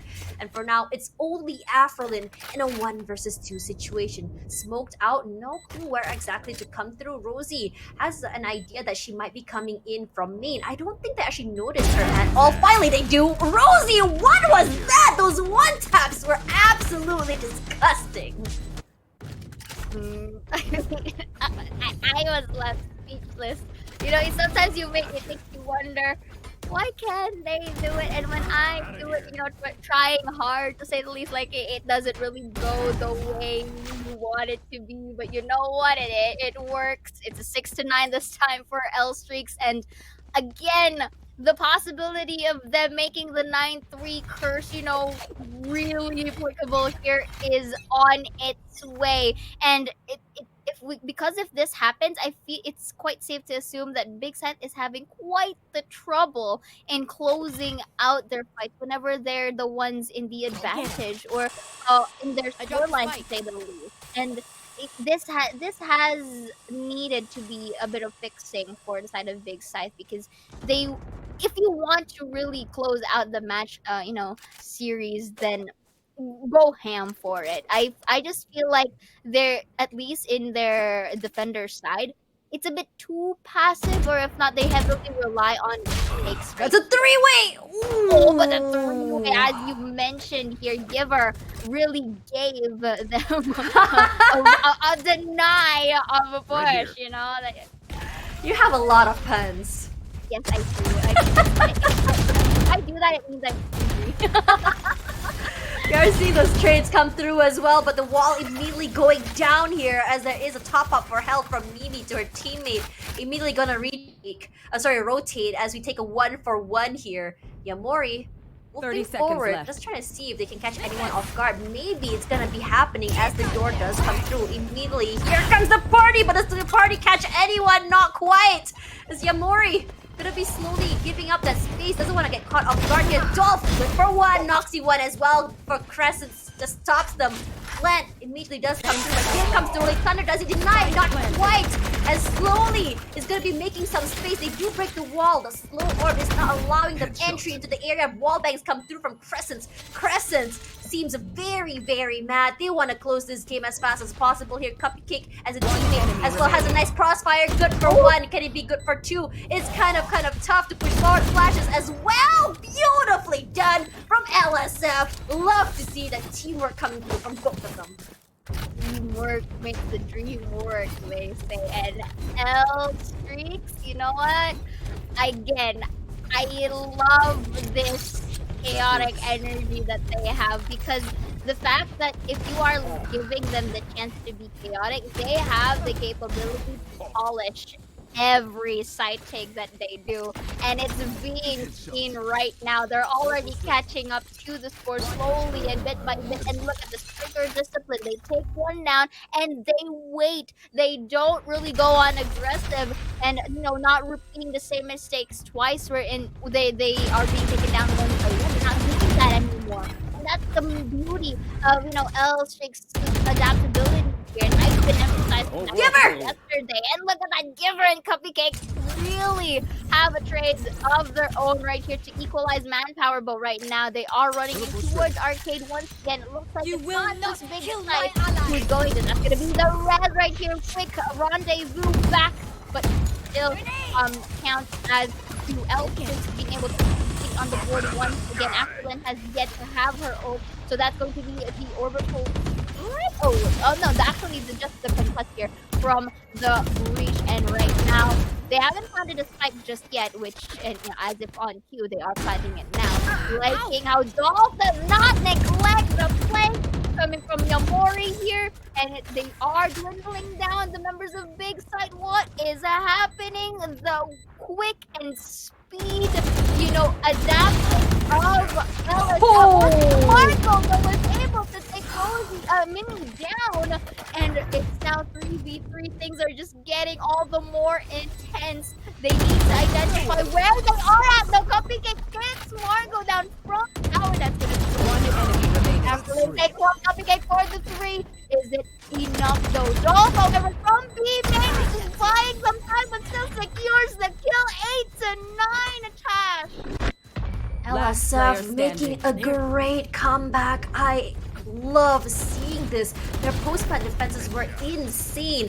While they did get 2 for 2 here, but the thing is, because of Cupcake's pick over there, it allowed them so much space for that retake. And in a lot of situations, you saw where they were positioned for that post-plant. It's really hard for Afrin to really reposition herself. She repositions herself to the right. She is open for a main. She repositions herself to the left. You are open to tower as well as arcade. It's a situation where it's very, very hard to win. That crossfires as well really saved her and her teammate, allowing them entry onto the site as well, allowing them to really, really hold on. Regardless, this time around, Roomba went a little bit the wrong way here. So Dolph probably saying, whoops, my bad. You go ahead, Roomba. Do whatever you want to do here as Giver. That sound is enough for her to really, really have an idea where exactly to keep an eye on. But I'm really hoping they don't try and force this, especially as they had given a lot of information as well just by that sound cue. Slow and steady wins the race here, says LSF. And we just They and found my Giver, trap. I have to say, we're really liking this sort of like a discipline coming from them.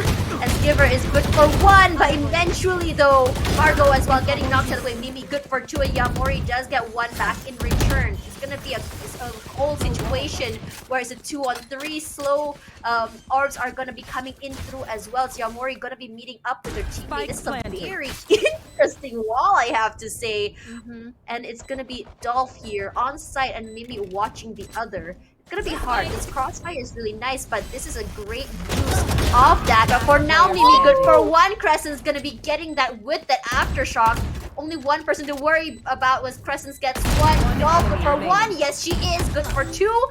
Gonna throw out the satchel. Gonna throw another just to play with time. Running forward here, looking left, right, playing ring around the Rosie. Who's gonna fear it? It's gonna be Yamori coming out on top, leading the charge, giving them a 10-8. Denying the score tie at that as well, but that's a bit too close for comfort right here. And you can clearly see the sudden, you know, switch on of the game sense for both sides of the team. But then again, looking back here, they were able to really tap the members. This was actually a nice attempt from Mimi, going in towards the middle of the walls in hopes that they are actually going to run from main, which is actually a good feat. Unfortunately, though, I felt like Mimi was a bit pincered because of the skills from Crescent. It kind of forced her to reposition, or else it's You going want to to lead her to play? her Let's demise. play. But either way, he was able to get 1 down before, you know, before anything could have happened otherwise. And it was actually a good cleanup from Big Scythe. And that's also one of the things that can also pave the way for Big Scythe to completely clean up the round. Maybe they needed that sort of round there to win it, just so that they are able to really go back to the footing that they have had earlier into the previous rounds, or into the previous half. It's a very quiet situation for both teams here. Very different than the last previous rounds. Do see a tour de force already pulled out here, and Giver will be the one to spot someone at first, not necessarily getting those picks, but Dolph will be finding Yamori immediately. Immediately rushing onto the site here. Love this sort of slow and explosive plays coming in from LSF. But we may just be seeing an equalizer. They don't have the fast lane, just kind of like cut that area to give them space. But our Noxy watching in to the top side of Arcade here. Gonna be smoked out, but Crescent sees him right before the smokes go down. Cupcake and Mimi 1 each before Dolph finds Aphelin with those pain shells, and Dolph seals it off with a 3K as finally 9-10, and they are just slowly gonna catch up. Are we gonna be seeing another close scoreline or maybe an overtime? Isn't that a question for today?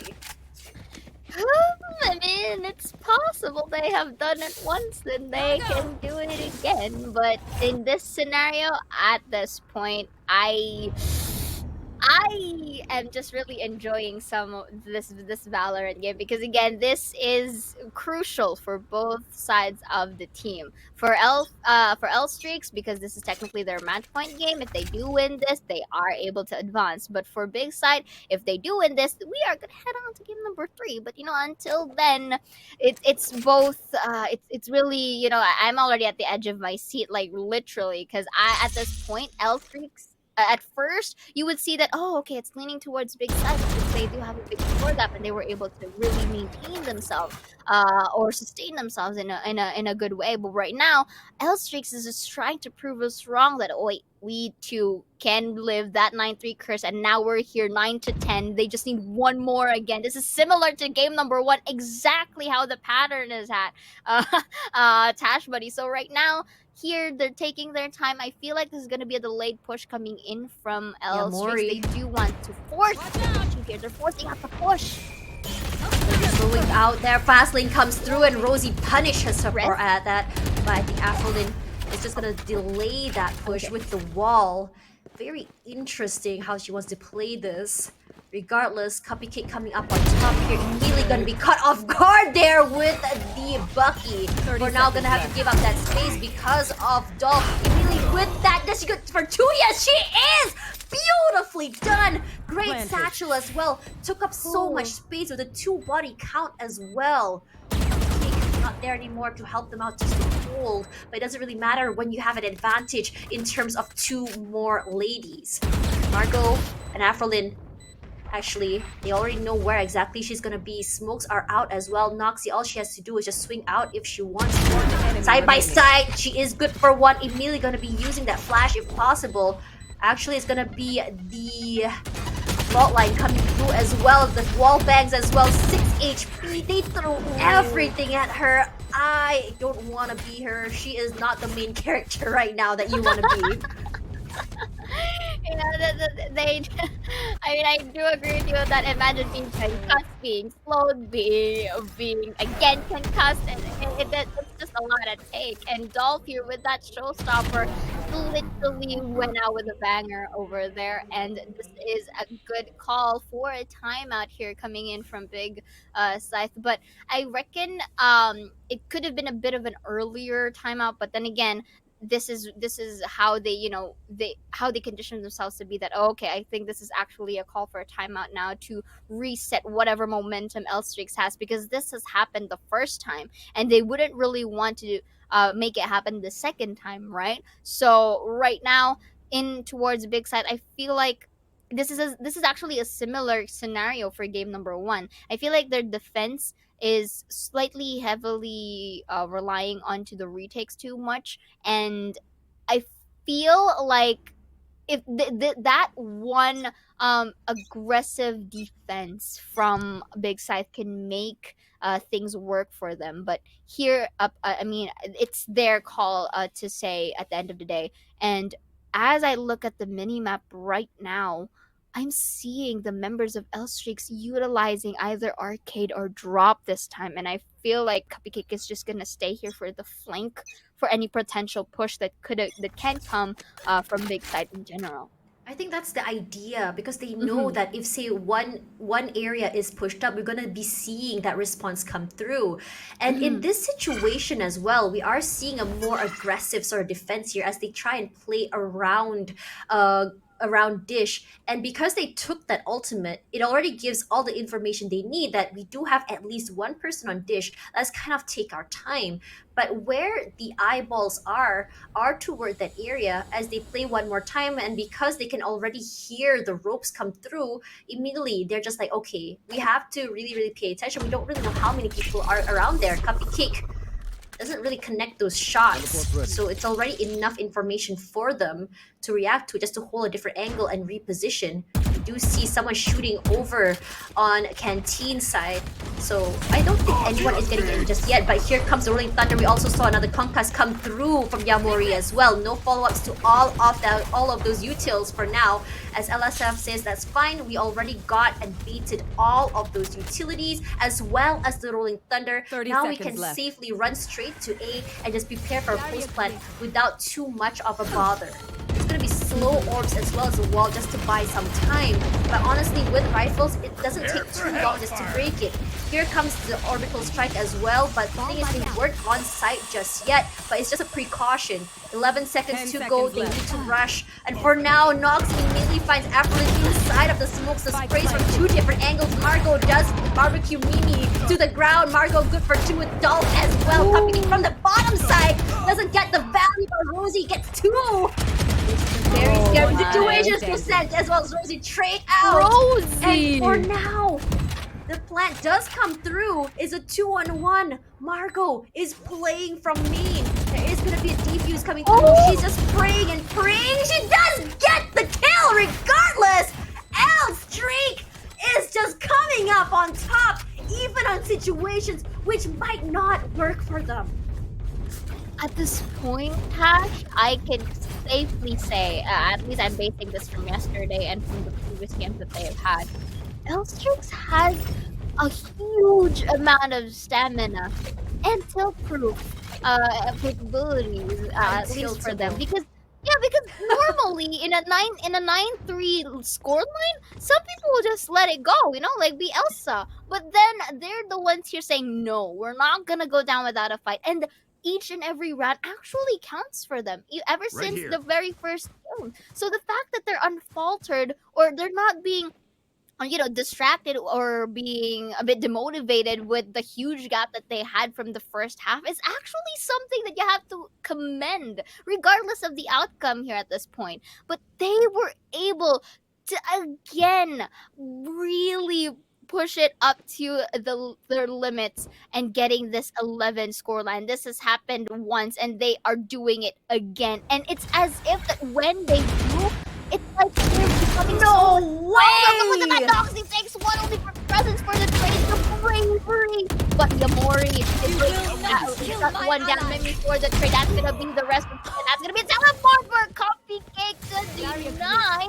And Mimi will be placing a wall on towards Link to safely plant this spike, avoiding from being wall banked in the process. And this is also a good plant because it's an open plant here, and that's gonna be another res as well from Afrolit in towards Arcade. They should be able to know that, hence Cupcake is already free in that direction. That's going to be the Neon with the movement, but up to what extent though? Yamori once again goes in, not gonna see anyone at the point. That's gonna be so coming, goes in towards Tower, but Rosie and Mimi, beautiful wall from Afrolit forces them to go in. Just getting that happening, so they should have taken with all your might, but still not being able to. But there is the last minute defuse coming in. Good job from Afrolin with the wall. That's how you're supposed to play it, and with that Neon, Yamori takes up so much space. It's really hard to push up toward them, especially when you're playing inside of the smoke. 11-11, we may be seeing a second overtime for today. I wouldn't be surprised if that was the issue, because LSF, they really want to close it down. They want to go for a clean 2-0, so they don't have to go to a game 3 and have to worry about that reset coming in from the side of Big Scythe. Meanwhile, for Big Scythe, they want to make sure they can actually get a game 3, and they want this overtime just to really, really seal the deal. Regardless, for LSF, they've been really, really consistent, at least on this second half here, as Cupcake immediately going to be spotting out Margot over behind Dish, going to be playing in this very, very aggressive corner here, repositions eventually, playing it safe, doesn't want to be caught off guard, because you have no clue how many people will be playing around Dish, and we all know that Dish is such a very scary ring around the Rosie situation, or you can be caught off guard as two people push out at the same time. Here's Dolph. I'm not very sure if she knows that there is Giver up on top there. It's going to be happening right about now. They do spot each other out, but Giver is the one to get those chip damage onto Dolph. With only 4 shield left, all she can do is just top up the HP. The shields are not coming back.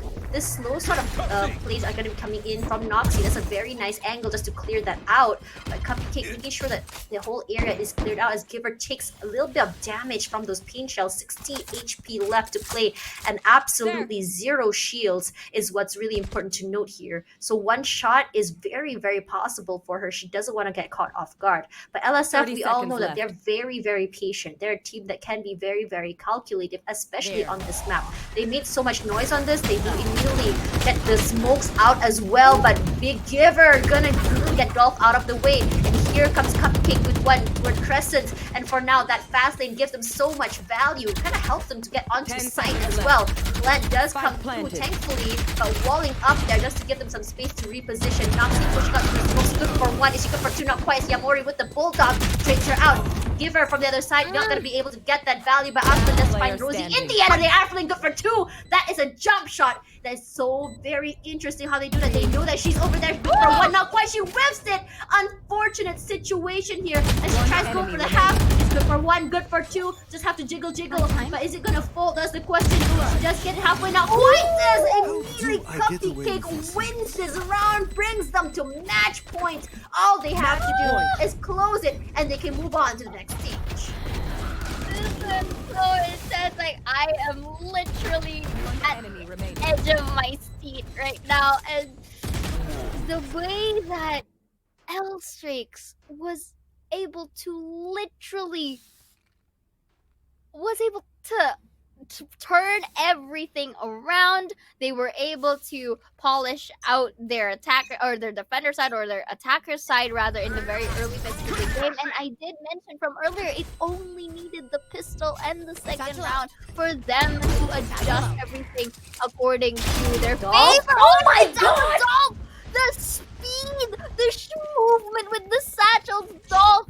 What have you been eating? I would like that for dinner. But then again, Mimi Spike planted. quickly as speed also plants the spike. And Afrolin with only a ghost to work with at this point. Cupcake will be spotting out two in towards this flank. Was able to isolate the peak by one. And let's see if it's gonna work for her. But Margot goes for the shutdown. Is that gonna be the orbital strike? Not gonna get any casualties this first. So what Afrolin on an off angle. That's gonna be killed from Dolph. Maybe takes one Margot for the trade. But now they know all of Boston saying knows that Margot isn't being made herself, but the beautiful Attackers trade win. from Rosie is what made them secure this game number 2. L Streaks really coming out on top. Does numbers matter? Yes, but not in this situation. Because of the lack of information, L Streaks really caught all of us off guard. And I have to say, L Streaks is definitely who I want to call the queen of comebacks. 2 maps in a row. They have done that again and again. And I have to say, they're probably doing this right now. All scripted, Like- according to plan. We may have... Margot, we may have thought that they may have come up on top in the first half because that is their map pick. They don't, even though it wasn't their map pick, they did pick the side that they weren't necessarily going to come up on top first, purposely giving that momentum to Big Scythe, because this is what you really think about when you want to come back on top. Because sometimes, because you're so unfaltered, because the enemy think that they're so ahead, the idea comes down to mental. Either you go on an overheat or not. And in a lot of situations, we did sort of see that happen, and they get punished over and over again for it. Indeed, and as we have mentioned earlier, you did say it, there is only too much of a limit whenever you are in the zone, and I feel like Big Side, that was a bit of a draining, at least for game number 1, and they were able to really get those stuff going when it was their attackers, but unfortunately it didn't reflect on the next half. Now looking at the stats right here real quick, right, for the side of Big Side, we do have Presence with 249 ACS, 21 kills up on her name with 1.9 KDA. But Dolph here with the movement and the speed garnered her 330 ACS with 26 kills and 1.9 KDA, but not going too far behind, as well as Cupcake and Rosie, who has been doing a tremendous job in literally refragging for her whenever she dies, and it's not in vain. Looking at the objectives once more, 22.4% headshots. That's like a tap and beyond. And of course, 17.9k damage with 12 frag wins with 6 objective wins in the hands of Big Scythe. So right now, this is really a good learning curve for the side of L Streaks here. They really redeemed themselves from the loss that they had yesterday. Yeah, what's really interesting about that objective side that they want to talk about, because Big is very objective based when it comes to this particular map, especially on the first half where they were just trying to really go for those plants. But on the side of LSF, we saw them more of just trying to get those picks early. They're really going to deny them that plant. In a lot of situations, we saw that happening, that plant denial happening from their side is just a thing that I feel like really gave them an edge, because before you get onto site, you already see the members of Big Scythe already whittled down, which really just shows that in terms of how they played, they were just going for those frags, they were just going for the kills, making sure that they weren't able to play together. Because as we said before, Big Scythe is a team that loves to play with each other. They really thrive when they're able to hold hands. But in a situation like a map like Thatcher, you have to remember that individual skill is also as important, as the map is not only big but small at the same time. Because in terms of rotation wise and the space, you can't necessarily move together because every single area is a chokehold.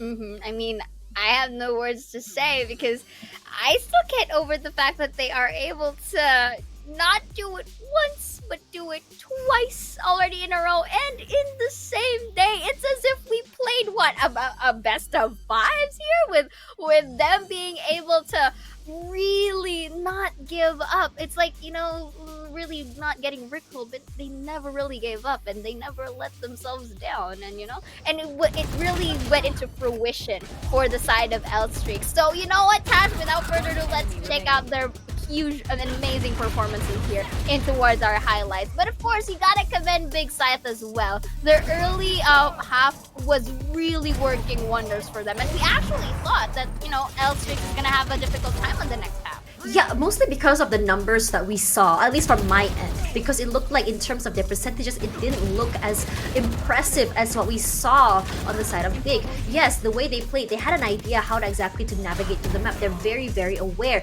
But another issue is the fact that LSF is a team that can really bring that aggression whenever they wanted to. They're a team that is just so explosive. They can just cut some noise and just really take their time. But suddenly, when the time comes, it's very similar to SMG from last stage, where they can just really take their time, play it, and then suddenly you see those explosive sort of plays. And because of that, it's really hard to really pinpoint. When it's hard to really pinpoint, we see Big trying to just push out from so many different areas, trying to get the information, and they get punished for it over and over again. And because of the confidence coming through from LSF, you also see them actually play these very, very aggressive angles. Actually, they kind of really push out or overextend where they should absolutely be punished, but sometimes they actually get picked off one by one just because they're just so good at repositioning.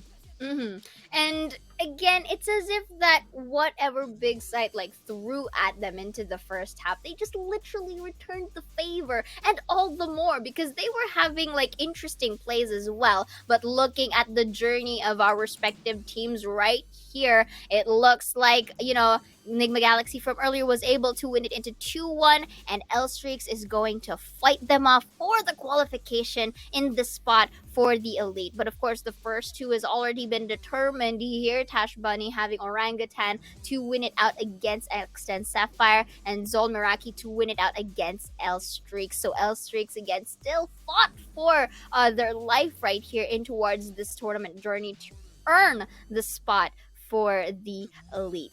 Yeah, this is, after all, the final spot, and this is going to be one of the heatest or just the hottest battle just yet, because coming in from lower bracket, which means that they had played more matches than the top 2 seeds on this. But for now, tomorrow, this is the match that you want to be waiting for. It's going to be Enigma Galaxy female against L-Streak. Both teams are very, very impressive. While Enigma Galaxy is a team with more, I would say, more calculative sort of moves, more sort of more experience, but L-Streak is a very unpredictable team. So this is going to be a very interesting one, especially as I was talking to Trix during break. She did say that for Enigma Galaxy female, they just want to play loose. They want to have fun in this tournament. As long as they win or lose, they just want to make sure that they all have a good time. Not too sure about L-Streaks, but given how it is, I'm really curious that I'm actually not surprised if they actually feel the same way. Regardless, this is the match to die for. It's a do or die situation. The winner goes to elite. The one that loses will be done for the rest of this open, at least, before maybe try again during last chance qualifiers. Indeed, and of course, I feel like that is it for tonight. And of course, we have been, together for the whole day. And of course, it's been always a pleasure and an honor to have bring you all the action alongside with Tash Bunny here. But right now, we are going to bid adieu. And of course, again, we are here at the Valorant Game Changers APAC Series Open Overtime. We are going to see the last, which is tomorrow. And of course, tune into that once again. My name is Zaya, and with me is Tash Bunny. We'll see you on the next one.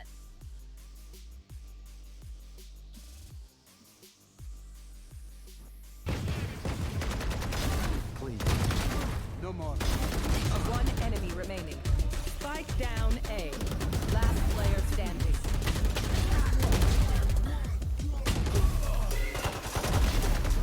One enemy remaining.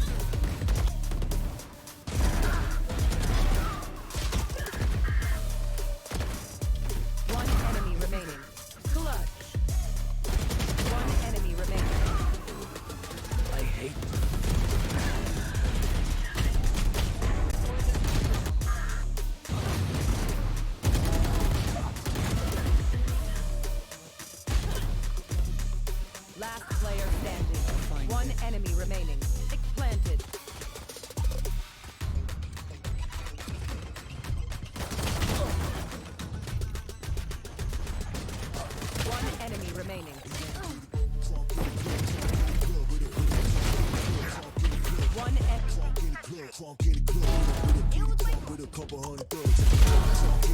Crunk in the club with a crunk in the club. Crunk in the club. No more. Crunk in the club. Crunk in the club. With a couple hundred bucks. Everybody round, everybody round, everybody round, everybody round, everybody round. Last player standing. Spike down A. One.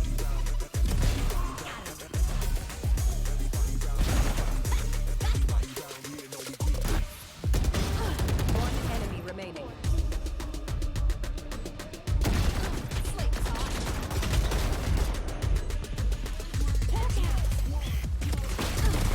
One enemy remaining.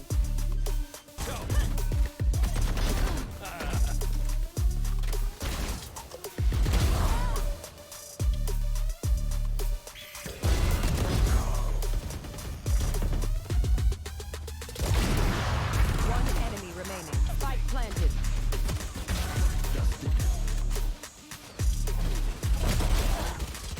One enemy remaining. Makes the girl down. Alright. Slate tie. Ending.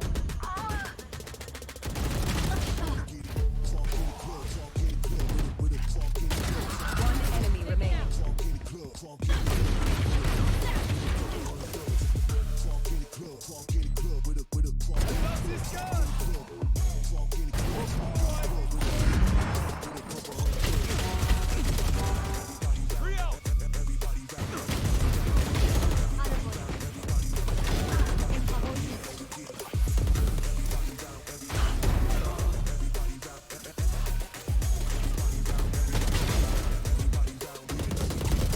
You will not kill my